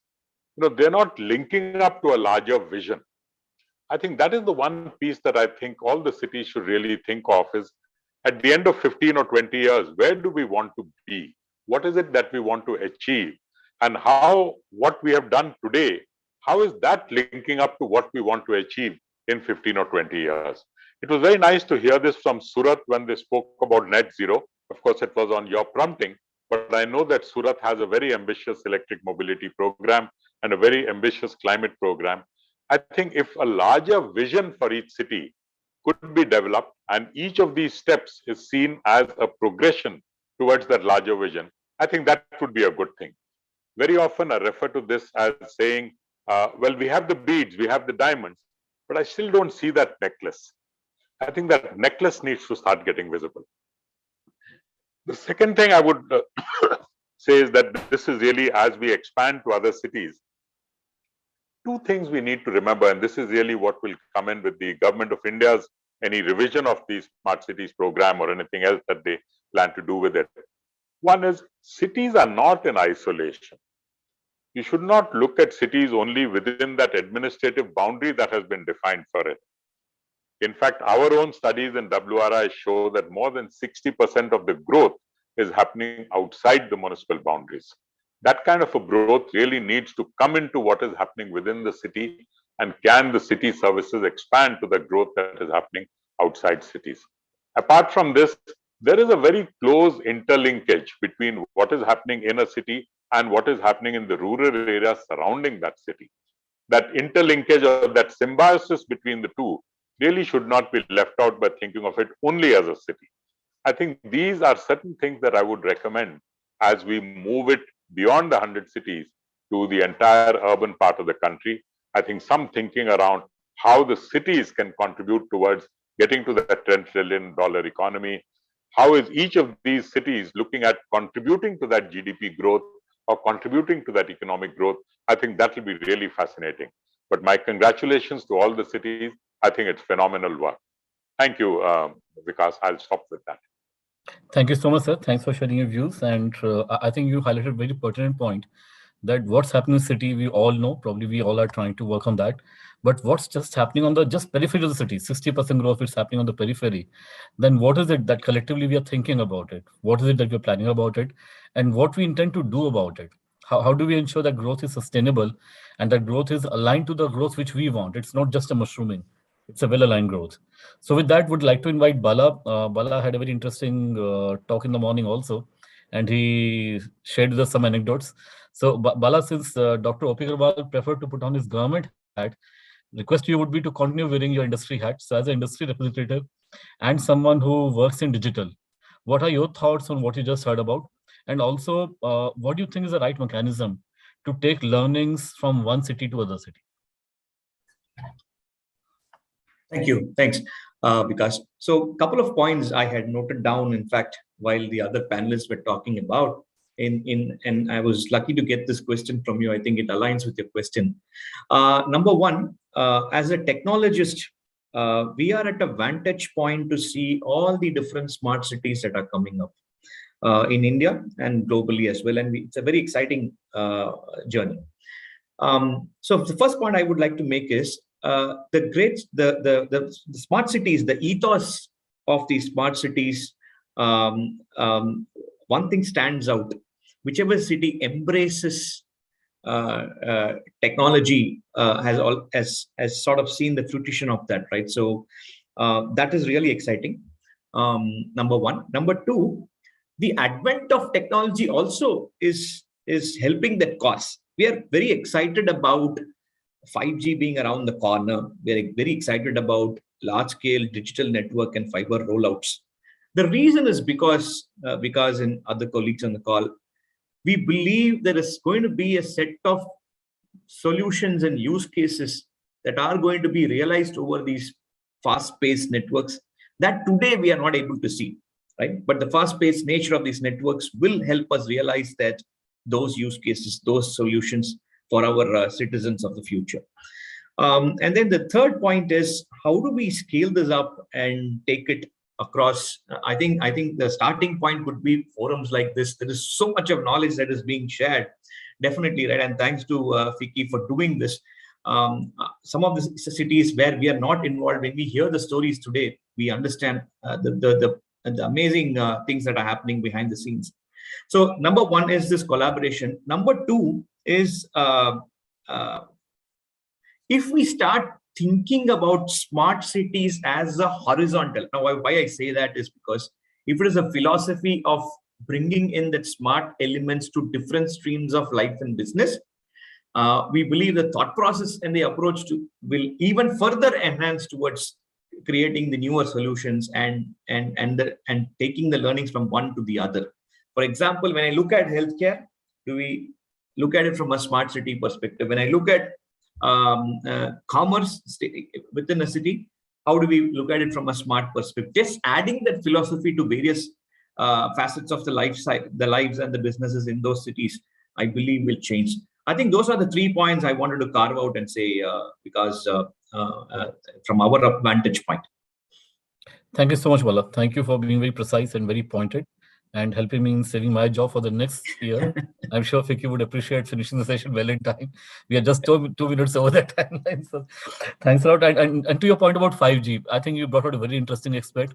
I think a lot of people are waiting for those spectrum allocations to be done and the industry to latch onto that. So recently I had a chance to work with government of Malaysia, and they already started exploring how 5G can be used beyond conventional telecom use cases, and especially in smart cities. And what is being discussed is how productive, how economical it would be. Which are the use cases which need 5G and which are use cases which are merely a hype. So I think one has to look at that very clearly. So thank you so much. And with that, must thank each and every panelist for wonderful views, for sharing the experiences, sharing the lessons. And thanks to all the audience. Thank you so much to Vicky. Shelly, back to you. I wish we had some more time to invite one more level of thoughts, but maybe next time you would like to provision some more time. Back to you, Shelly. Thank you, Mr. Agarwal, for moderating the session. Thank you very much, speakers. Thank you for such an informative and engaging discussion. So we have now come to an end of this session. May I please request you all to join us again post-lunch at 2:15 for panel discussion 2, Smarter Cities for New India. Thank you so much. Thank you.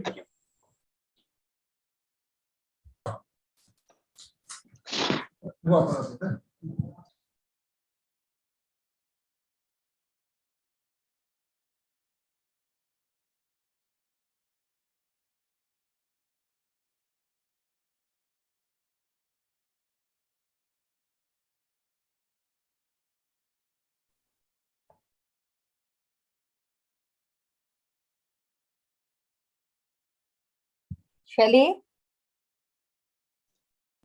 Yes, ma'am. Good job. I was listening to everything. That was just quiet without the picture.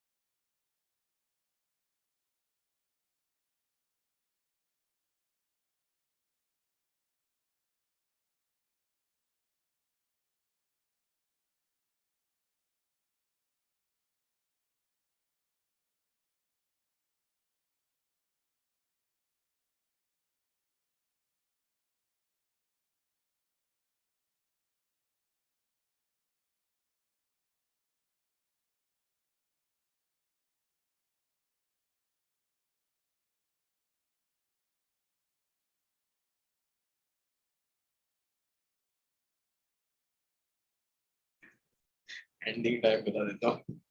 We are live now. After having a very interesting inaugural session and award ceremony and industry interaction with the municipal commissioners and CEOs. Shelly, please hold on.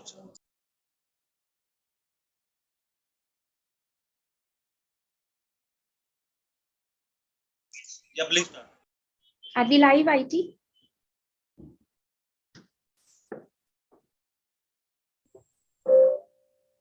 After having a very interesting inaugural session and award ceremony and industry interaction with the municipal commissioners and CEOs of smart cities, let's start with our panel discussion, 2 Smarter Cities for New India.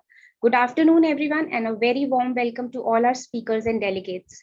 We have a very eminent industry panel for this session.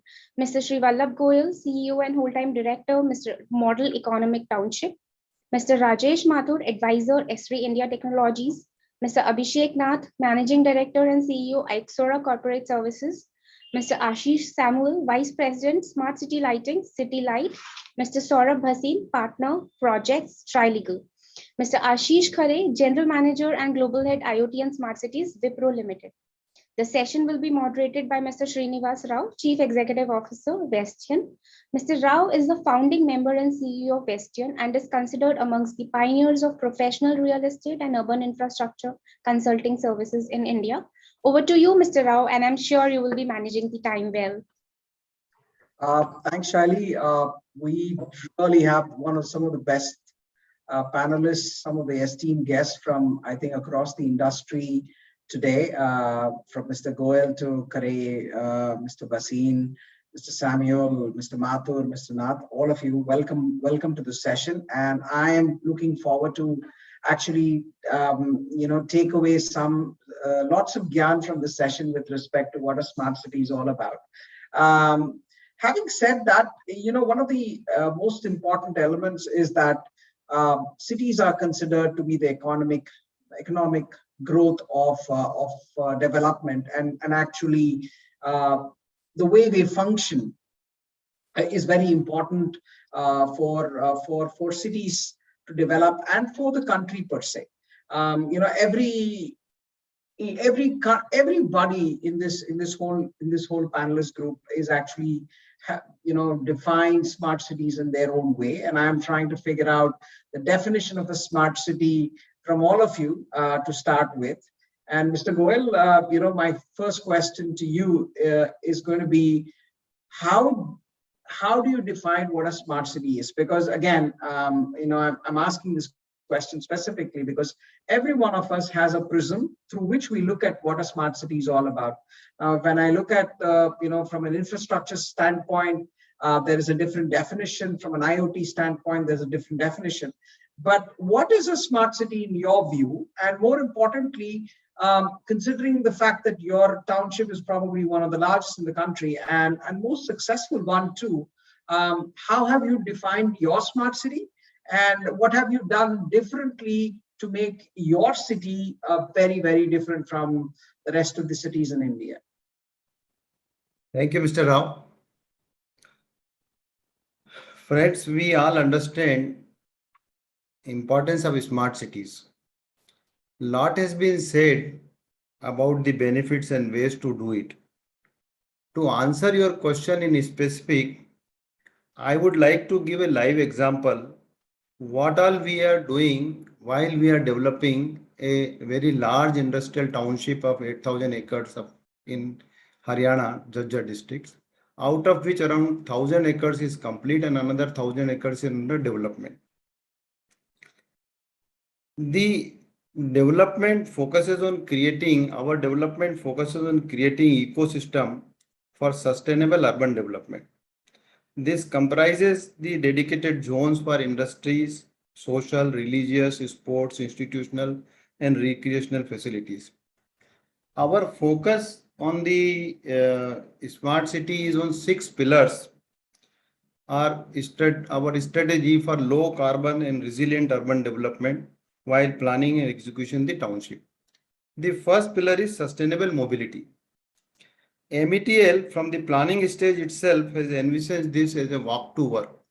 We lot discussed, many people claim walk to work, but for such a large city, to make it happen within a distance of 400 meters, everybody can go to one place to another is a challenge. And this is where we have probably tried to achieve the same. City has been planned strategically to achieve sustainable mobility objective of reducing dependence on private vehicles, barrier-free and walkable city. The second pillar of our strength is water efficiency.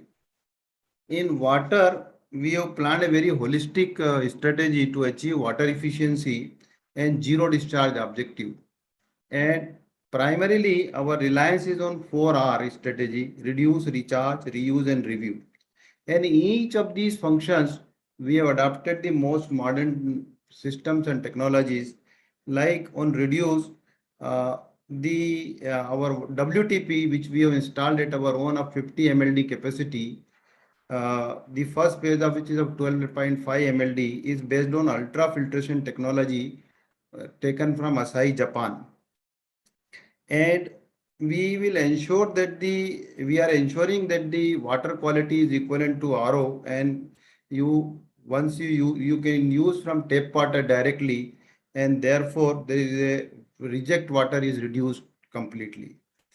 Then recharge. Though our groundwater is very low groundwater, that means still we are implementing the rainwater harvesting structures and recharge pits as well as water bodies, such that these water can be stored and reused. On reuse, this is the only industrial township in India which has a dual pipeline system.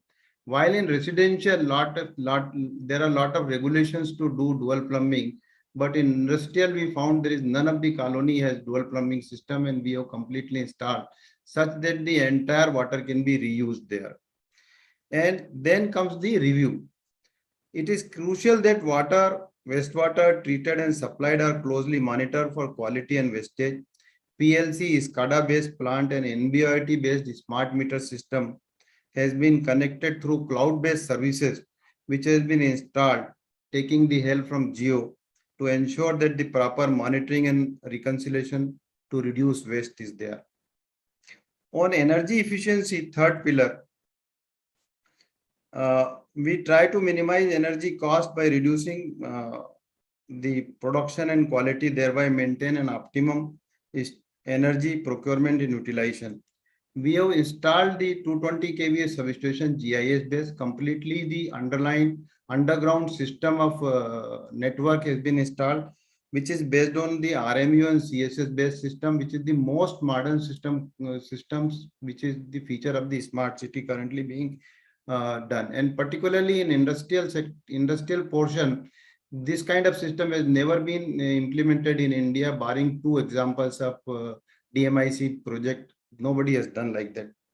They are also under implementation, but we have implemented already. And also we are using a good percentage of our common area power requirement is being met through renewable resources. The fourth is solid waste management. The vision is to have a clean and litter-free city by having a mandate on solid waste management. We have made compulsory through development control guidelines for all units plot owners to segregate the 100% waste at source into recyclable, non-recyclable, biomedical, e-waste, hazardous, etc. And this is how we are ensuring that the waste is properly handled. The fifth pillar, very important, is the provision of and accessibility of public green area spaces.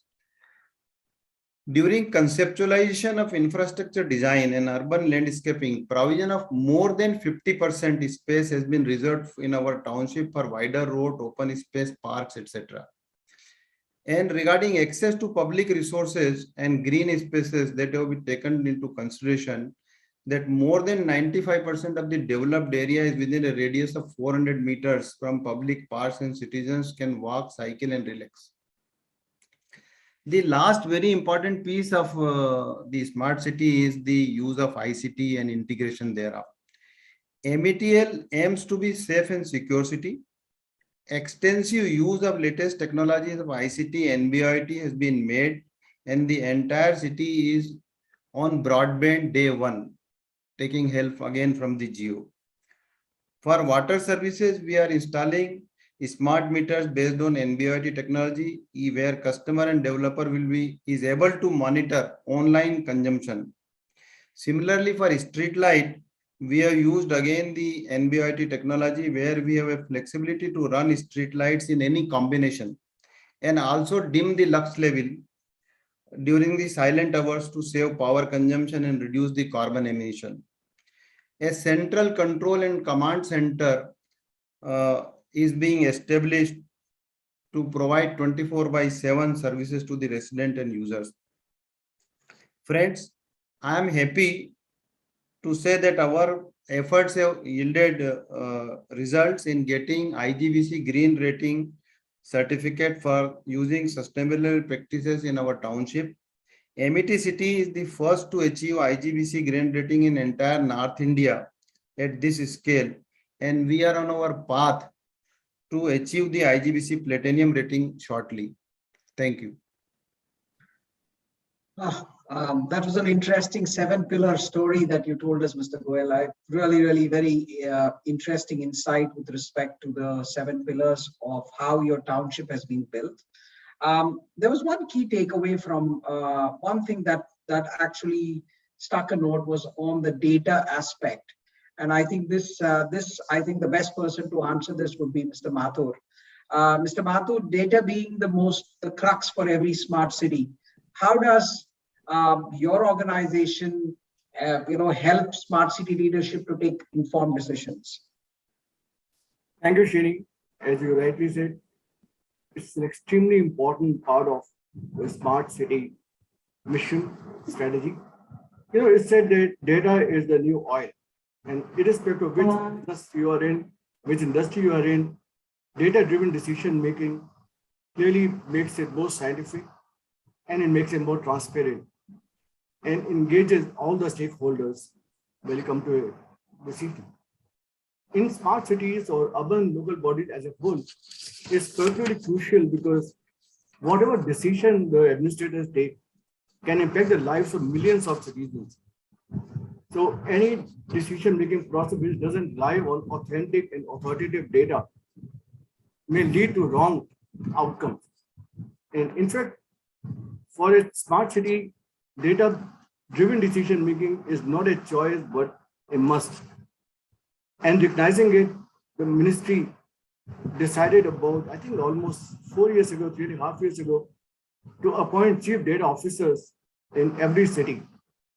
Their task was essentially to extract knowledge out of the massive amount of data cities are collecting every day and use it to take more informed decisions. Essentially reimagine how data can be extracted, data can be managed to deal with day-to-day challenges that administrators face. Geospatial data is particularly important because it goes into the foundation of the whole process of planning, building a plan for the city. For instance, whether you're building area-based development plan for a smart city or building a master plan for any urban local body, GIS-based planning process is really the way you would start. Putting all the information on a 2D or maybe even a 3D digital twin will give you the lay of the land, which will act as a foundation for all other planning activities. You can also introduce to it the census data, the pollution data, and population data. No, pollution data also comes, of course, to live feeds. But once you pour all the demographic data, you get a much better idea of the whole demographic profile of the city, based on which you can plan a whole bunch of services in which various stakeholders are engaged. For instance, planning of schools, health centers, recreational facilities. And once you know what's the coverage area for a school or for a healthcare center, you can decide what's the most optimum location to minimize the time to travel and maximizing coverage. Utilities make use of it to create a layer on top of the base map of the entire network, whether it's a water, wastewater pipes, pumping stations and so on, or telcos network or power utilities and all. So while doing it, you're also keeping in mind the location and the anticipated load in that zone. So again, makes it far more efficient and responsive to the needs of the cities. The urban planning, the transit bus services that you create would once again optimize the utilization of the fleet and serve the maximum number of cities. Again, GIS-based map data, GIS-based master plan comes handy for that. Also, emergency response systems in disaster management planning. So, the whole planning process makes a huge use, I would say, of a GIS-based master plan, which has all the relevant data that they need to build their own plans. But there's a planning process. At the operational level, again, data plays a crucial role in taking more informed decisions. Let me give a couple of examples. One from a challenge that the whole world is facing, not just our own country, that is a pandemic. You remember when the cases started rising, most of the cities, municipal corporation, converted their integrated command control centers into war rooms. With that, they could see on a digital wall what's happening in the city. For instance, the disease spread, also other trends, location of the infrastructure that they created, testing facilities, hospitals, their capacity, etc. GIS along with AI machine learning help in identifying which are the clusters which are really the hotspots in terms of disease spread. And based on that, they could come out with strategies to contain it. So location of containment zones, again, was based on all the data coming in from the spread of the disease in different parts of the city and zoning it in areas which require high attention. And not just that, they could also create time series maps to see the impact of the intervention plan. So if they created a containment zone in city area, they could see over a period of weeks, how has this disease spread come down, to what extent it's been controlled. Other areas were fleet management for ambulances, which were in acute shortage. I know in the city where I live in Delhi, and I'm sure it was not very different elsewhere. So GIS helped in routing the movement of ambulances, also tracking in real time where they were going. And last but not the least, every city and every state health department created dashboards which depicted near real-time situation on the ground at any given moment.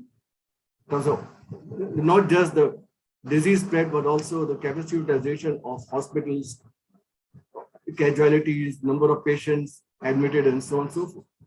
So GIS clearly was a major technology driver in planning, and I can't say controlling because we haven't yet controlled the pandemic, but in planning and building a strategy and implementing that strategy to manage to the extent possible. Also, many cities created mobile-based applications to help citizens plan their movement. And in real time, they could know which are the containment zones in the neighborhood where they are going, and so they could work on alternate routes for it. But the number of other areas where at operation level cities are using GIS data coming in, using IoT GIS integration, like sensor data coming in for utilities, which helps in managing the leakage and peakages, and therefore controlling, increasing, or rather reducing non-revenue water, NRW. Pollution data coming in from sensors in different parts of the city, and doing a spatio-temporal analysis to see how the pollution level fluctuates during the 24-hour cycle, and building strategies, and a number of other areas. I can go on, but so I have a very interesting thought when you said that your geospatial data, it can be used for multiple things. One of the key things that you talked about during the pandemic, how it helped us monitor not just the hospital beds, but the location zones, all of that. I think that's a big takeaway for all of us from that standpoint. Moving on from the data aspects, we now learned all about the 7 pillars. We now know how geospatial data helps us from a from a data perspective for smart cities. But when you look at a city, there are assets, there are, the longevity of these assets are very, very important from a day-to-day running perspective. And Abhishek, this one is for you. This is right up your alley.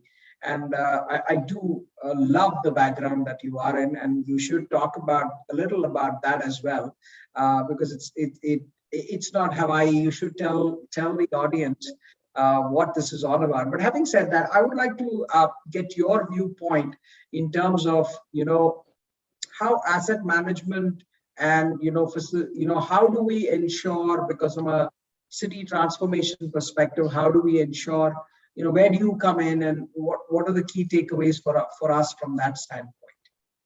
Firstly, thank you so much. I am actually outside a public toilet, a typical public toilet of a smart city, which is called the Lou Cafe, which is again highly technology oriented, made out of shipping containers. You've got a women toilet, you've got a male toilet, and you've also got a handicap toilet enabled with technology. I'll talk a little more about it later, but coming to the question here, facility management today is raised to the power of technology. And exactly what Mr. Goel said, basically facility management is all about delivering those 7 pillars on ground. So facility management is all about enabling services, ensuring deliverables on ground. You're sitting in a very nice office around there. In case the office is functioning, that's a smaller space, and a city could be a larger space. So anything from cleaning to maintaining OEM services, maintaining your lights, to any area of a building, when expanded to a larger space of life, which is a city, it comes in terms of delivering sustainable, happier, and a safer environment to live. Imagine a day in case a city is not cleaned. So who does that cleaning? It's all coming in from the space of facility management. So from sanitation workers to actually going up to the level of providing clean power or electricity, or providing water services, everything comes around facility management. Asset management also plays a very important role around this, because when you walk around the streets or drive around, most of the stuff which is around the streets is basically categorized into street furniture. Now, the life and durability of these furniture makes a big difference in terms of the spends of the tax amount of money which we actually spend. So facility management plays a vital role when it's linked with data or technology, it enables to actually reduces cost and also helps in a safer and a better environment to live in. Sorry, Abhishek, thank you so much. So we've moved from 7 pillars to data to facility management, and I think here comes an important aspect in all of this. And Ashish Khare, this is for you. We have 2 Ashishes, so I will be, going to, call you by your last name as well. So, Mr. Khare, with respect to ICT being a big enabler for smart cities, how important is it for businesses to be agile, adaptable, to align themselves from a technology standpoint? What is your, takeaway, or what's going to be your thoughts on this? Is something that we are all looking forward to. So it's an important aspect. So, what's your takeaway on this? Thanks, Srini. So if we look at smart cities, it is not a project, it is a journey. And when I say that, we cannot think of and plan for a one-time implementation of technologies. It has to start somewhere and keep moving.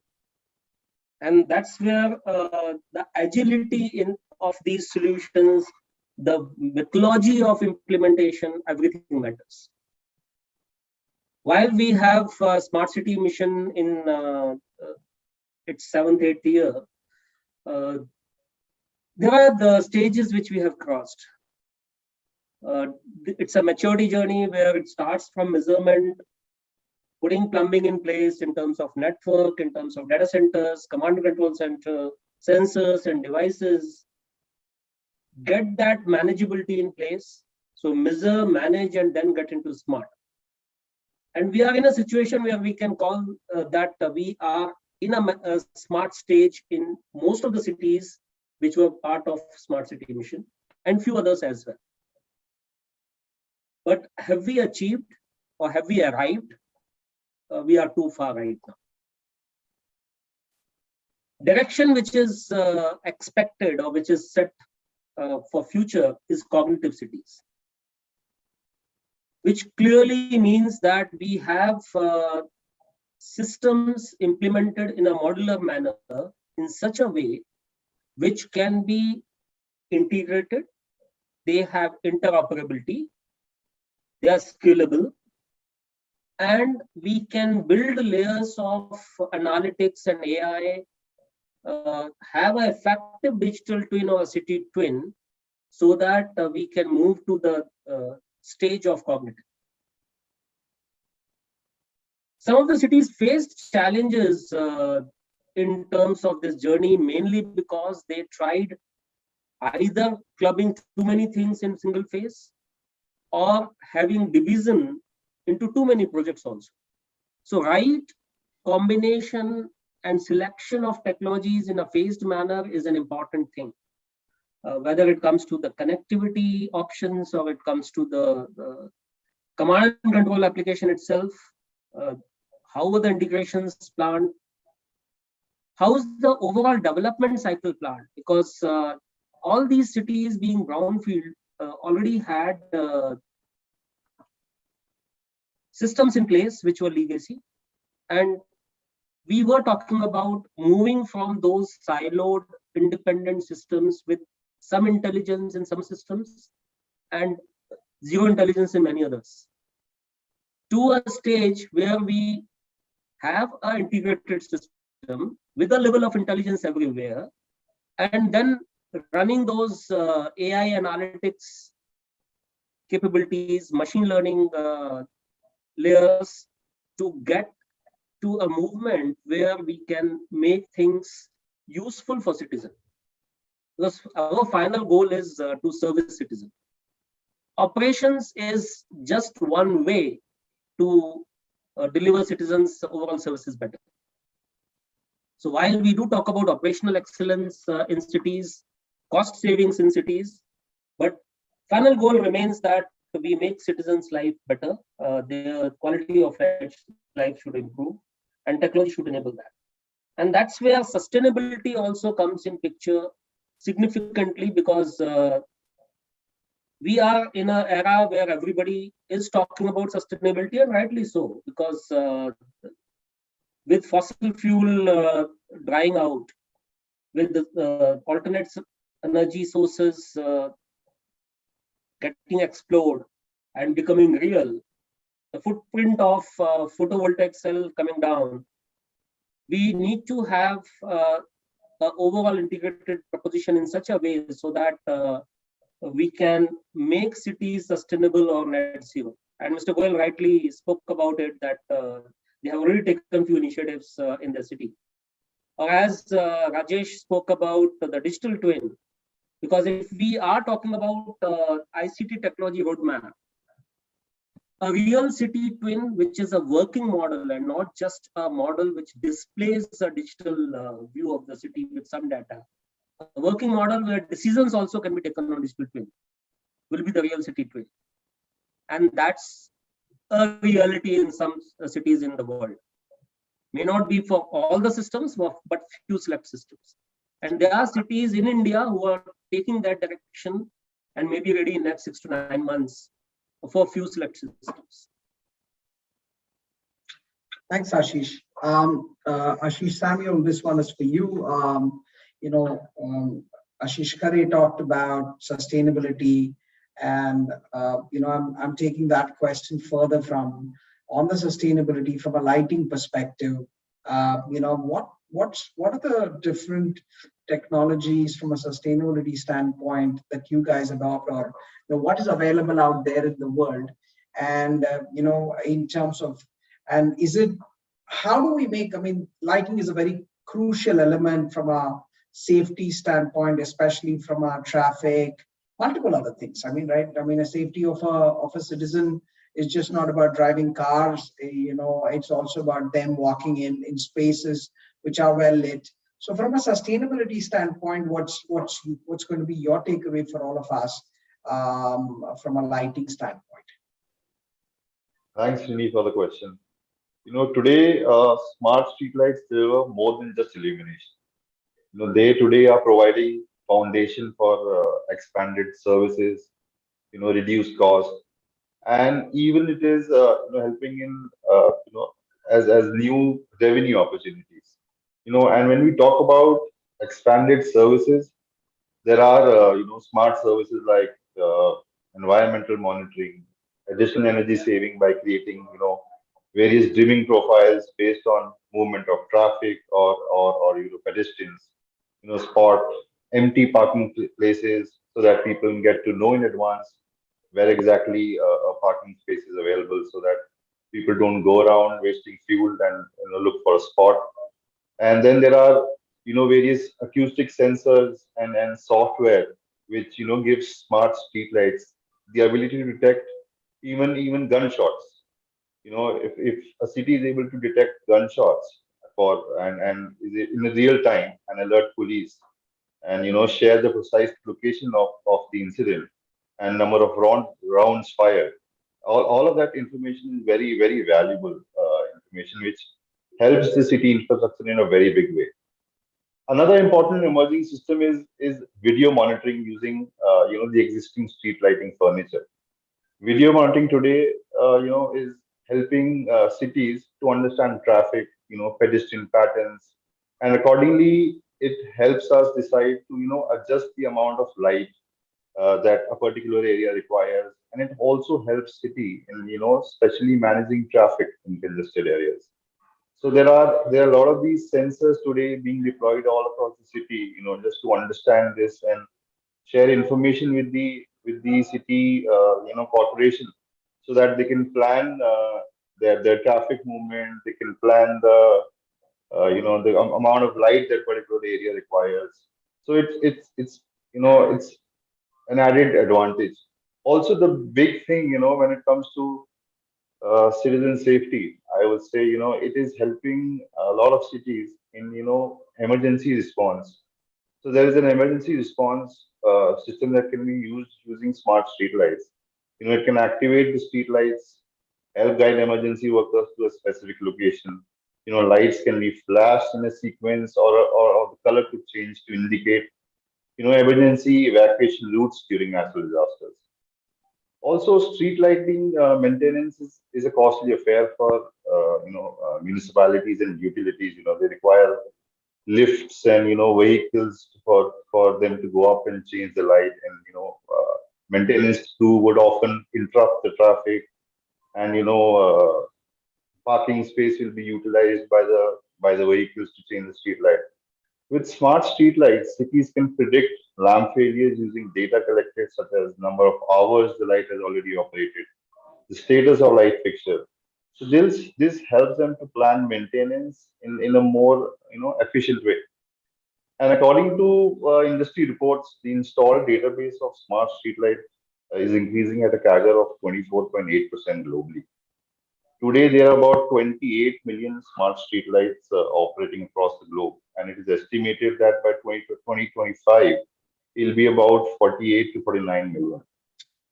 So all these smart cities, that the deployment of solution that is happening, of the smart streetlight. First thing being deployed is the smart street light in all smart city projects. Like Mr. Khare said, it's a journey. So in the journey, the first thing that comes up is the smart street light. And fortunately, with India's government Ujala lighting initiative, in which targets to replace about 770 million street lights, which would in turn say about 47,000 million kWh of energy and about 18,800 crores of cost. So it's something that we would like to use as a blueprint to help make these streetlights smarter. So at Citylight, we are committed to making a positive, tangible impact on the environment and wider society through our actions and through our products and services for our customers. The challenge in India specifically is the implementation and existing infrastructure, as compared to most of the developed countries. There's a need of I would say, multi-stakeholder partnership, including, private, public, and then startup companies that could work cohesively together and, form a singular idea to make the entire ecosystem work. And the last few years, as sustainability has risen to the top of agenda for many companies as well, it is not just cities that are looking at these smart solutions. There is a demand and growing awareness from large industrial plants, commercial buildings, and townships too. We in fact have worked very closely with Geo team to deploy smart street lighting solution, Goel sir's remedial facility as well. Thanks. Thanks, Ashish. So, for us to make the 7 pillars a reality, I think one of the key elements would be procurement. And as I always say, smart cities require smart procurement. Saurabh, this one is for you. From that standpoint, how are our public procurement policies in India? I mean, what is your takeaway on that for all of us? Thanks for that, Srini. Look, I mean, generally, public procurement in the last 2 decades or so, since we've opened up and liberalized, have really, come leaps and bounds in the various different models that we've used to get private money coming into our infrastructure. But I think when you speak specifically of smart cities, and everybody that's spoken before me, we've sort of come to realize that there's no clear definition, and every city has its own requirements and whatnot. And depending on what sort of requirement it is, it could either be the municipality or the state government providing it.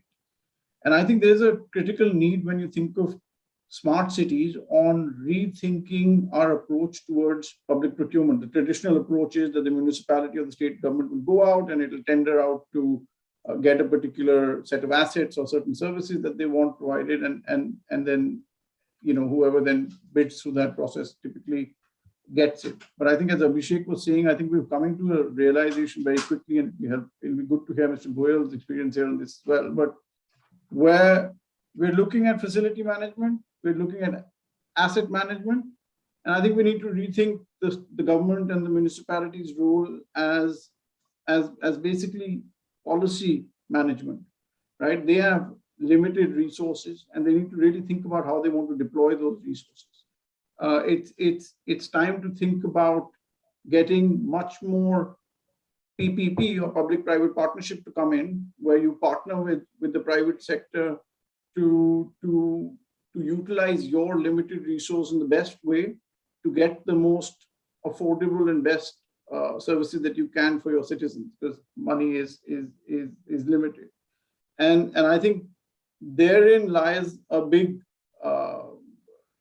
potential opening for state governments and local urban bodies to actually really expand the scope of the services in a smart city. So, just to think about an example, very traditionally, if you were doing a water and or a waste management project earlier, what you would do is either the Jal Board or the municipality or the state government would go out and tender for on an EPC basis for a waste project to be put up or a plant to be put up. There would be massive capital outflow. The asset would transfer back to would be with the government, and then they would run it and utilize it. But there's no reason why in a smart city we couldn't, given that money is limited, rather than the government tendering it out on an EPC basis, they could tender it out on a PPP basis, where they get a private operator to come in and spend the capital expenditure, so there's no upfront outlay, and then give them a concession for 30, 40, 50 years, depending on the commercialities of the project, to operate it. Now, I understand there's significant sensitivities, particularly around power, water, and services, and what people are willing to pay. But again, that gives us an opportunity to think out of the box and think of models where we disconnect what we get the user to pay for the services. So the government will fix the price with the service provider, saying, look, this is what I'll pay you, and I'll retain with myself the right to decide what the users will pay for it, because there are sensitivities in every city and different as they are. So you move from a place of being the service provider by operating the nuts and the bolts, to being the policy maker, and deciding what is overall good for the city. So by deploying newer, and look, this is new in the context of smart cities, but these structures have been done before. I mean, they've you've had hybrid annuity in roads and other projects, so there's no reason why we couldn't do similar projects in the smart city sector as well. But it really does give you a bang for your buck in many ways, because you don't need to do the capital expenditure. Yes, you need to provide a good, robust procurement contract where you give enough safeguards on payments and so on and so forth, so that you have credible guys coming in and wanting to build this infrastructure for you. But if done right, it really does give you an opportunity to do a lot more than just taking all the capital, money and putting it into one capital project, and then you're thinking about where am I going to be able to get more money to do this. True, very true. Ashish Khare, this question I'd like to pose to you.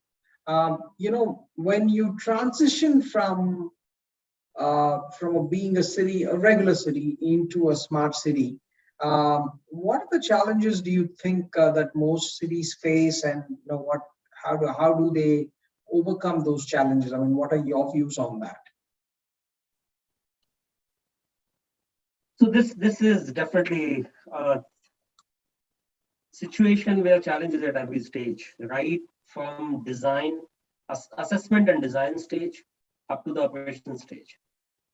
Because when we look at a conventional city, we need to understand where they are, and that's where consulting plays a significant role, where as-is analysis is done and design is done for future and not for the project where fund is available for, which quite often remains a challenge, because typically there is something which is envisaged and design starts for a project for which a fund is already approved. So the holistic approach in the beginning is one of the point, and that becomes a foundation of many other challenges in the future if not addressed properly. And then comes the actual project executions issues, and those issues these days in pandemic have grown up multifold. And the most unexpected one was availability of silicon itself. Correct. Many projects have got derailed because of delayed deliveries on almost every hardware component.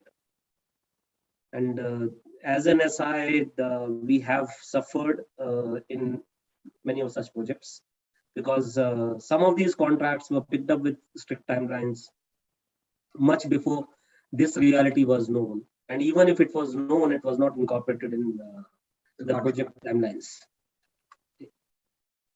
And once we land on ground, technology issues in terms of integrating those legacy technologies which are there in existing cities to the upcoming technologies, which is not an easy thing, because most of the standard platforms we talk about, they have a constraint in terms of the protocols they support.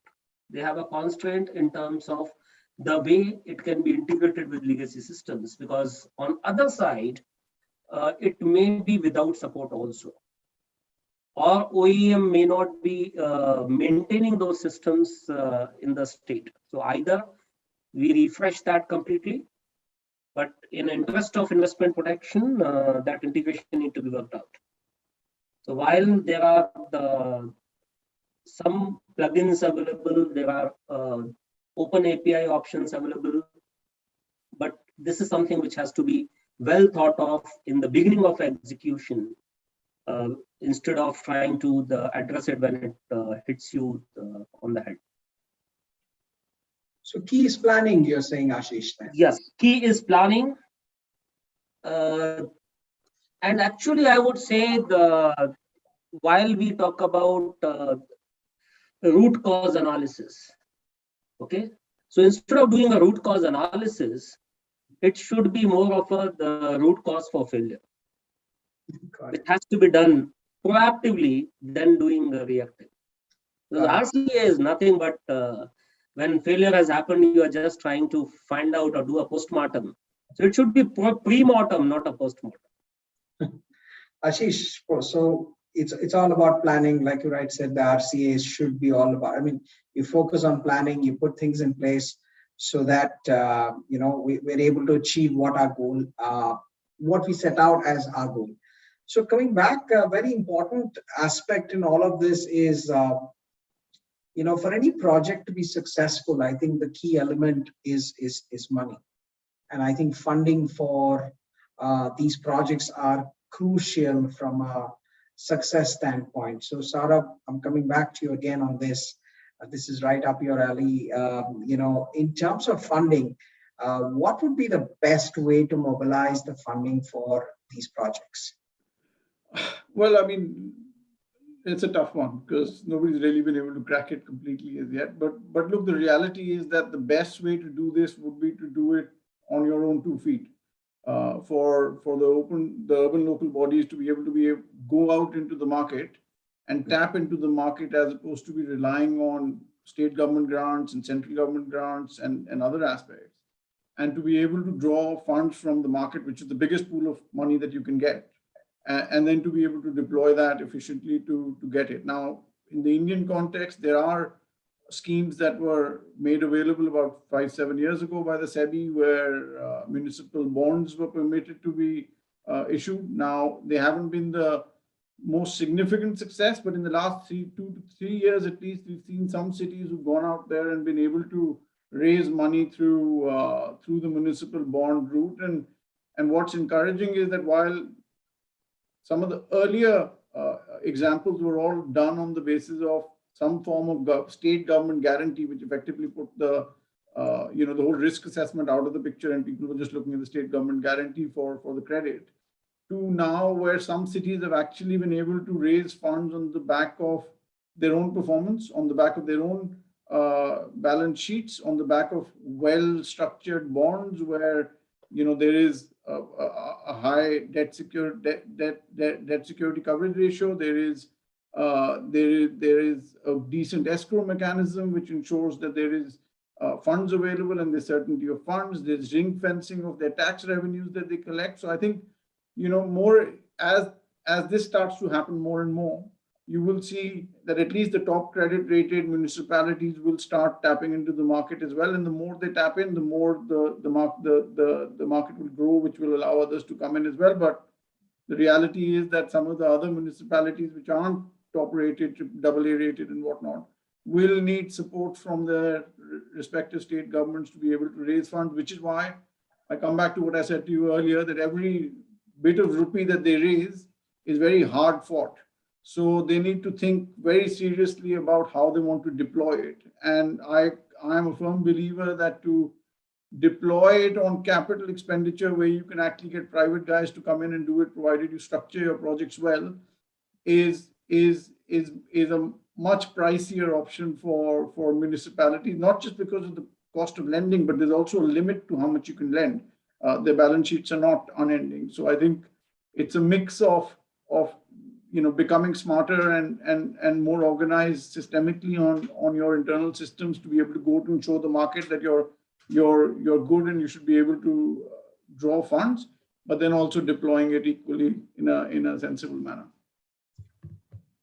So, I have the money, I have the 7 pillars very well defined. What are the key elements and that's my concern. And I think this is for everybody who's there today in the digital world we live in, is the fact that how do we ensure, with all of our data being up there, with all the service providers in smart cities, how do we ensure that there is there is personal privacy? How do we address the personal privacy concerns? And how do we ensure there's an active citizen participation in these smart cities? And Mr. Goyal, this one is for you. You already have a township that's functional. How have you ensured data privacy, I mean, do whatever. I mean, from my perspective, I don't want all of my information out there in public. So how do you address all of this in your township? The first and most important aspect is the citizen participation. Data privacy is predominantly a technological aspect, but human aspect is very important, is the citizen participation. And particularly, Shirni, the citizen participation is very important in the brownfield or the existing cities where we want to retrofit and make them the smart cities. This is not much challenge as we were discussing earlier in the greenfield cities like ours. But I will talk about how to bring the citizen participation. That's what your one of the question. The most vital aspect, the citizens who live and work in these cities must be integral to the implementation process as well. Then only you can achieve success. And awareness about smart solutions plays crucial role in developing true smart citizens. For example, energy saving cannot be achieved merely with smart meters, but efforts to change the behavioral part of its usage is required. If you look at the example of Indore city coming as a top-notch city from last 5 years, I belong to Indore, and when it was first announced that Indore has got the first prize in last 5 years back, I myself was taken aback. But when I went and saw there is a behavioral change in the people. They don't want to throw anything outside. Even Kelewala, Telewala, he carries a bag to, and he will after you, if you take the banana and you just try and throw it, he will be after your life to take the peel out of. So this is a behavioral change which is more important for successful. And a smart city connects people with their environment to create more efficient and optimal relationship between available resources and technology. How we can bring in the aware citizens participation? There are 3-4 very solid and candid ways which we can do by arranging workshop of all smart technologies and its benefits, by extensive use of today's social media, meeting at society level, social gatherings, etc. And more to it, by having some kind of control guidelines. Like in our case, we have developed a development control and service guidelines, which is we call DCR. And we give to all our units and resident a copy of the same. And though it is very bulky, but what we have done, we have made a summary of it, which is of 3-4 pages, more highlighted points of it. So it's such a document, if it is created, which is elusive, which is very easy to read and understand and comprehend, then people may come out to follow the same. What we have usually seen that when the bureaucrats create some document and legal people use their hand on it, then it goes for a task. Nobody can understand what is written inside. Well, we have Mr. Basin here, who's a legal luminary and smiling. Whenever I see the advertisement of any public prospectus, though I am a chartered accountant, I can't make head and tail of it because it is so. The first few pages are written in whatever which is not required. So DCR is provided for industrial parts. In the interest of time, I have 2 important questions that I want to ask.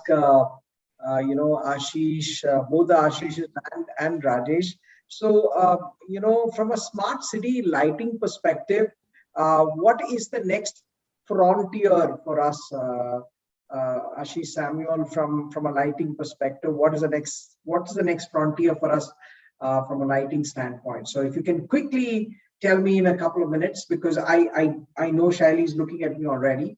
I have 6 minutes to wind this session up. So, Ashish, can you quickly tell me what's the next frontier from a lighting standpoint?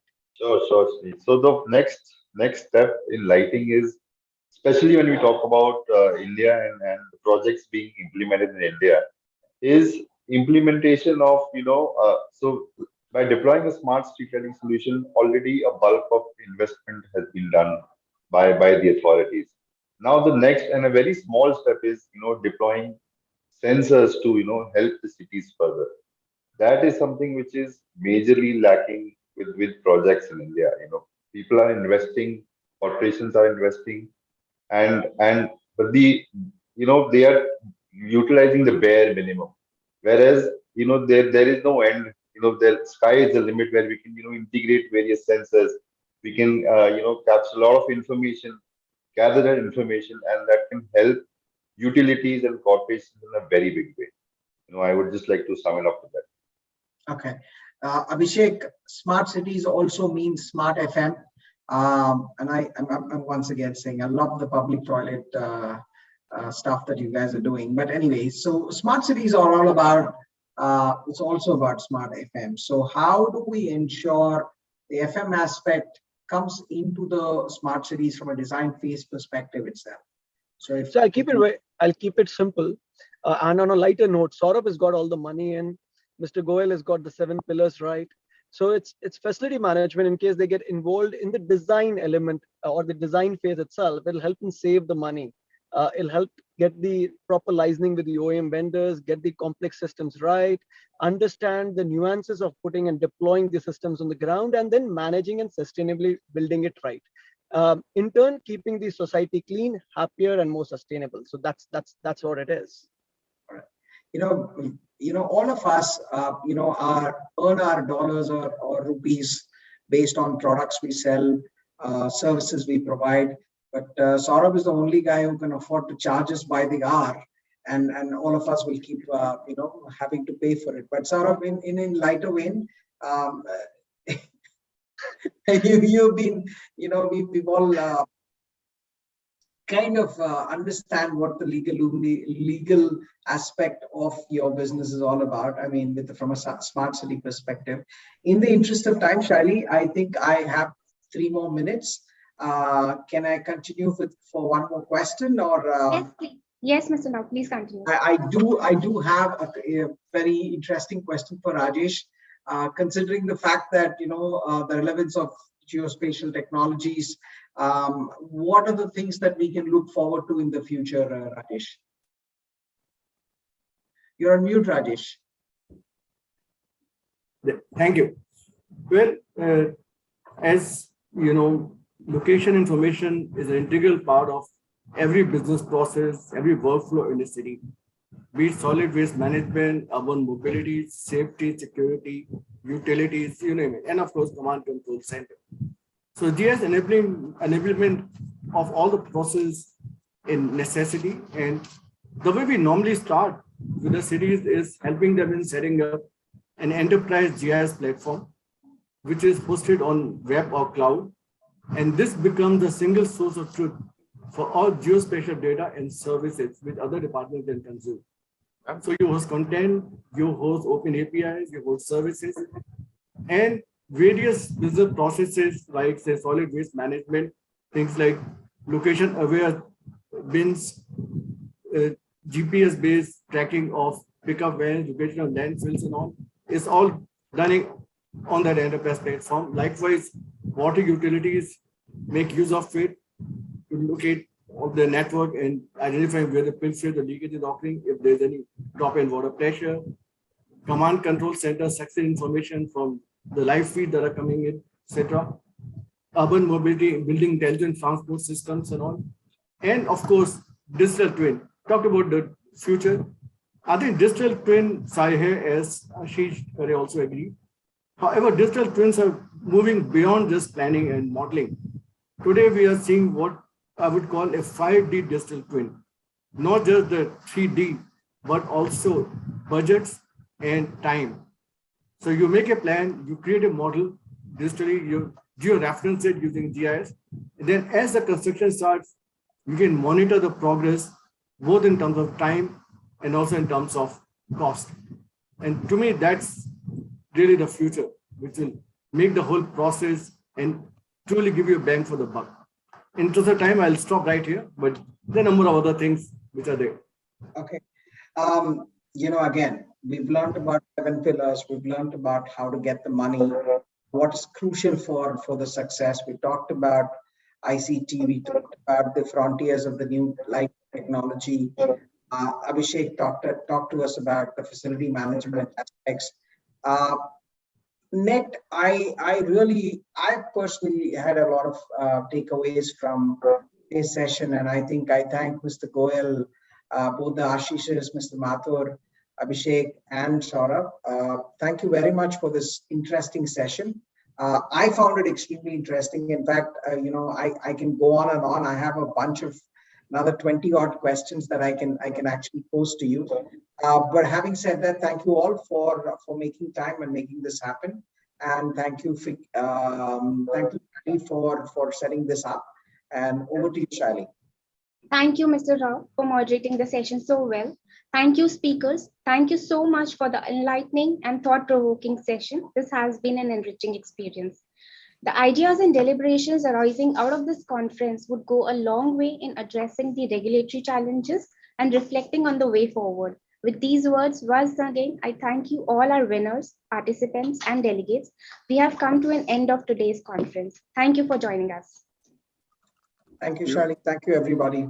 Thank you, everybody. Thank you. Thank you. Thank you, everyone. Thank you so much. Bye-bye. Bye.